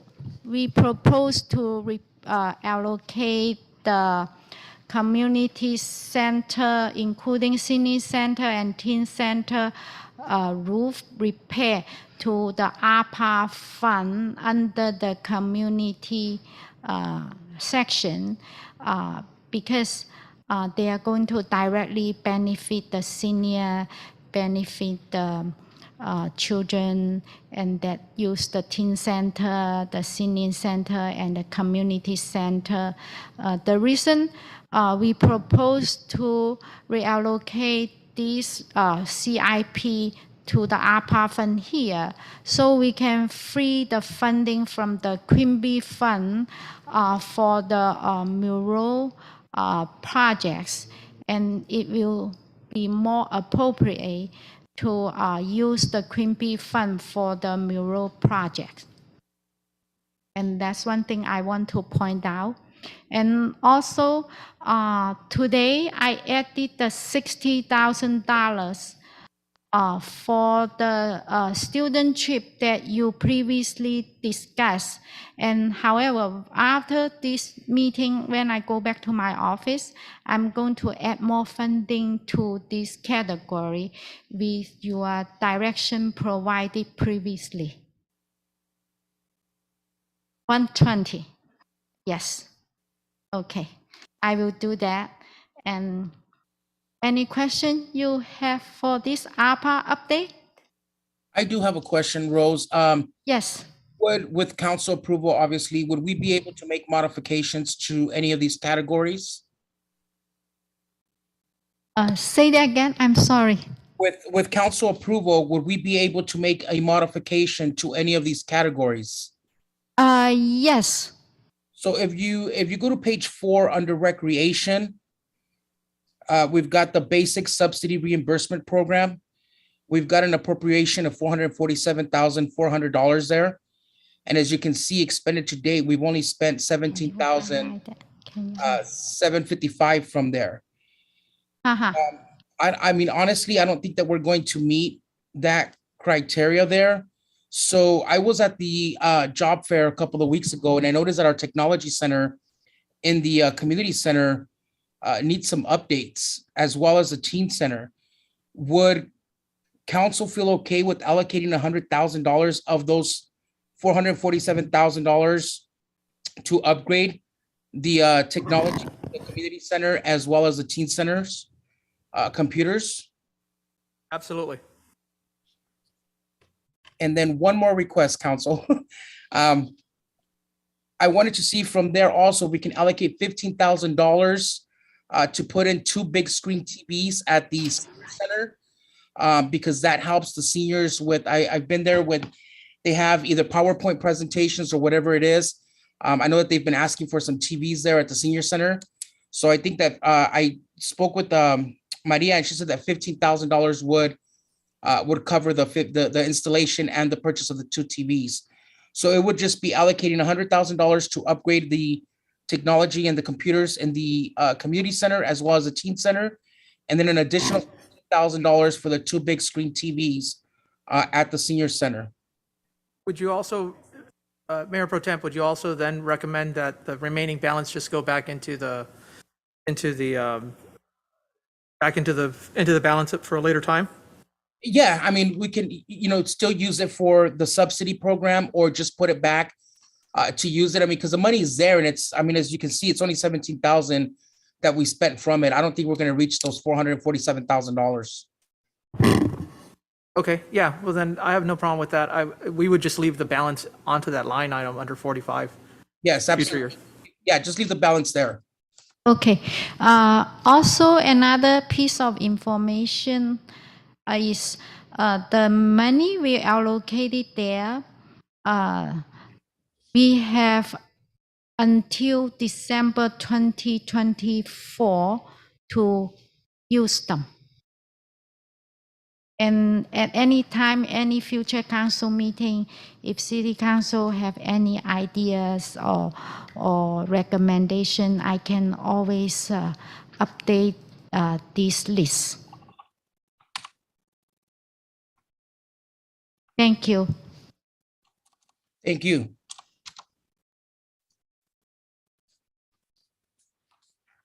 So finally, I want to thank the mayor and members of city council for your efforts and commitment to make this city a better place and safe place for the resident and the community. I want to thank the E-team members for all your help also to assist me, provide me information that I need to put all this together. And I want to thank my finance team again for their hard work and dedication. And thank you, everybody. Great. Thank you for that, Rose.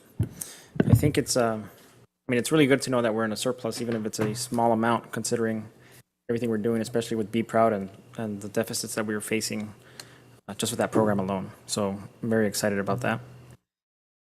If council members don't have any comments, I can make a motion to approve and authorize Director of Finance to continue with the budget amendments and appropriations.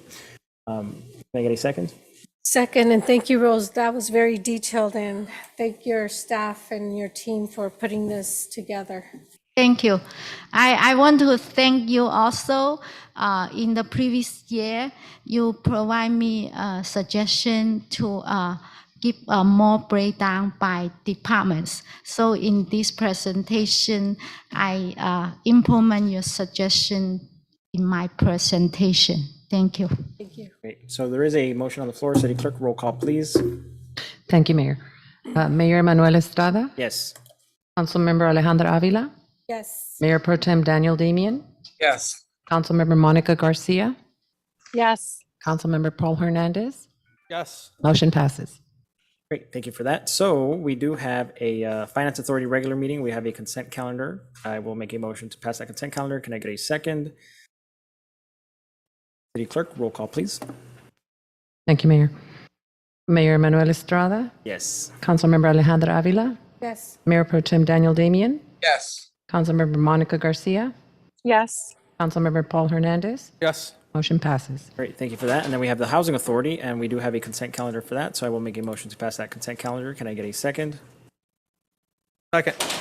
City Clerk, roll call, please. Thank you, Mayor. Mayor Manuel Estrada, Yes. Councilmember Paul Hernandez, Yes. Mayor Pro Tem Daniel Damian, Yes. Councilmember Alejandra Avila, Yes. Councilmember Monica Garcia. Yes. Motion passes. Great, thank you for that. And so we are back to our City Council, City Clerk, City Treasurer, staff requests and communications. I did want to request for staff to present, I'll just read it out. So staff to present to the City Council at a future meeting a formal proposal for the development of a mural arts project for the Civic Center, capitalizing on wall space on the parking structure and the Metrolink station elevator tower, ideally suitable. We we'd want to reach out to Chicano artists, the Orozco family. So if nobody's aware of the Orozco family is actually, well, the Orozco brothers are descendants of the artist who made murals at Chicano Park. So if any of you have ever been to Chicano Park or heard of it, you know that it is it's a very cultural and historic place. And then based on the design and what we're going for here in the downtown, I think an artist like that is completely suitable for what we're going for. We're going to landscape the downtown. We're going to landscape the Metrolink, bring some color into it. Chicano art is very colorful, and I think it blends in well with the current art that we have at the Metrolink station, which is from Judy Baca, another very highly renowned Chicano artist. And we do have the Cesar Chavez Foundation coming in across the street, which is named after, of course, a very respected Chicano leader, putting in a cultural feel to our downtown, a very unique one. And then, of course, playing on El Zócalo, which is also a sort of recognition of our Hispanic culture.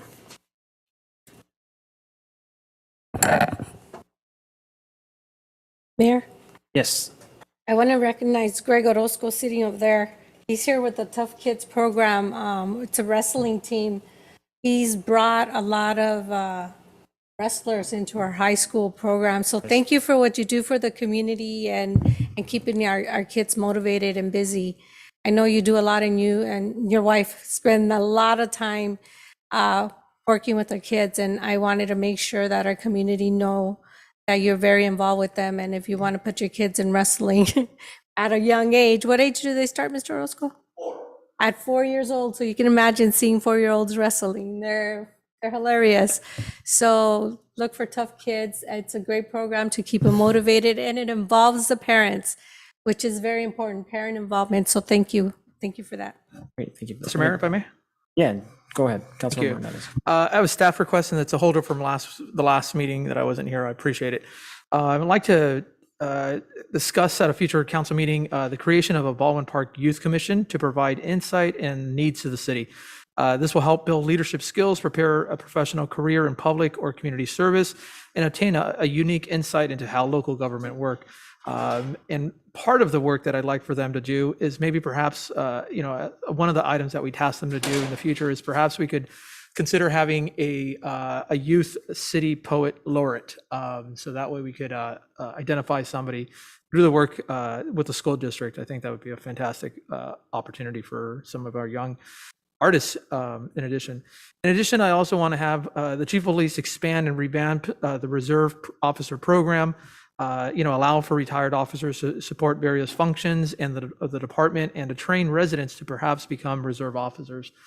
Chief, as you know, this is something that we want to ensure that, as we lean forward, we're thinking about the quality of life issues in which, civilians could help support your mission, and also be part of our city and continue to be part of the fabric of Baldwin Park. Thank you. Great, thank you. And then I did have some additions. I know that we're having our mental health event, and the great thing about it, I think, is that it's becoming an annual event that not only focuses on mental health and our community's well-being, but it's becoming a fundraiser for organizations in the city. So I think it's been announced this year we're focusing on the marching bands, Sierra Vista High School and Baldwin Park High School. And so I know that we're fundraising through our vendors and the people who will be attending, but I want to make sure that the city finds a way to allocate a small grant funding on behalf of the city itself. And I think you actually freed up a couple of dollars in the ARPA category earlier, so I think that might be a viable space. But if not, you can seek out the appropriate funding, and then I believe that we have another meeting before that event, so we can approve it then if necessary. But I don't expect it to be too big of a donation, so it should be okay for the chief executive officer to take care of that. And then we do have SB 914, so I wanted for the city to write a letter of support for SB 914. SB 914 is a bill that it's been introduced by our very own Senator Susan Rubio, which would make sure that homeless services and resources also include giving access to those that are on the streets because of domestic violence. As we know, domestic violence is a very serious issue that we all, that's very, unfortunately,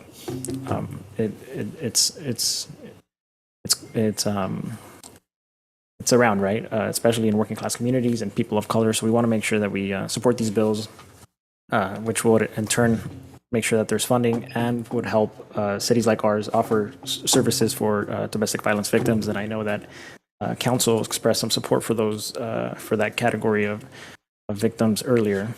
So there's that. And then speaking of homelessness efforts, I just want to remind Sam that earlier in the couple of meetings ago, we did give you the ability to waive the $25,000 limit on spending to make sure that you are able to work viciously on the tiny homes that we're looking to open by September for children with young, for families with young children.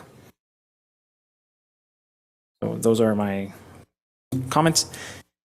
Anybody else has any questions, comments, or concerns? If not, Mayor, a brief announcement. You approved on the consent calendar the employment contract for Henry Chow as the accounting manager. He happens to be here. We wanted to introduce him. Henry, welcome. Very nice. Working with you guys all. Nice. Likewise, thank you. You'll find that you have the best mayor in the San Gabriel Valley. So, Thank you, Henry, for showing up. I can use lots of help for the finance department. Thank you and welcome. yes, very nice. Great. So definitely welcome to the ballpark team. We're excited to have you. So I think it looks like we're all done. Thank you for joining us today. I'll just need to report out of closed session since we won't be going back in, Mayor. Yes. So it seems like we will adjourn both meetings simultaneously. So Chief City Attorney, go ahead and report out. Thank you, Mr. Mayor. We did, City Council reviewed several items in closed session. They took no final action on any of the closed session agenda items, so there's no reportable action. And that concludes my report. Thank you for that, City Attorney. So at this moment, I will move to adjourn the special meeting and our regular meeting. Can I get a second? Second. Any objections? If not, good night, everybody. Good night, everybody.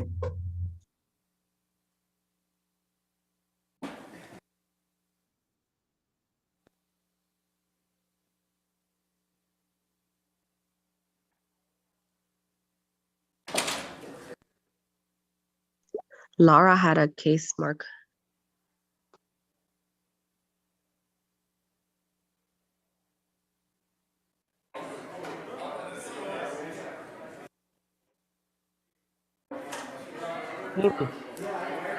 Lulu, are they going back to closed session? No? No. And okay. Okay. Hopefully you are feeling better. Thank you, Mark. Have a good night. Have a good night. Bye-bye. Bye.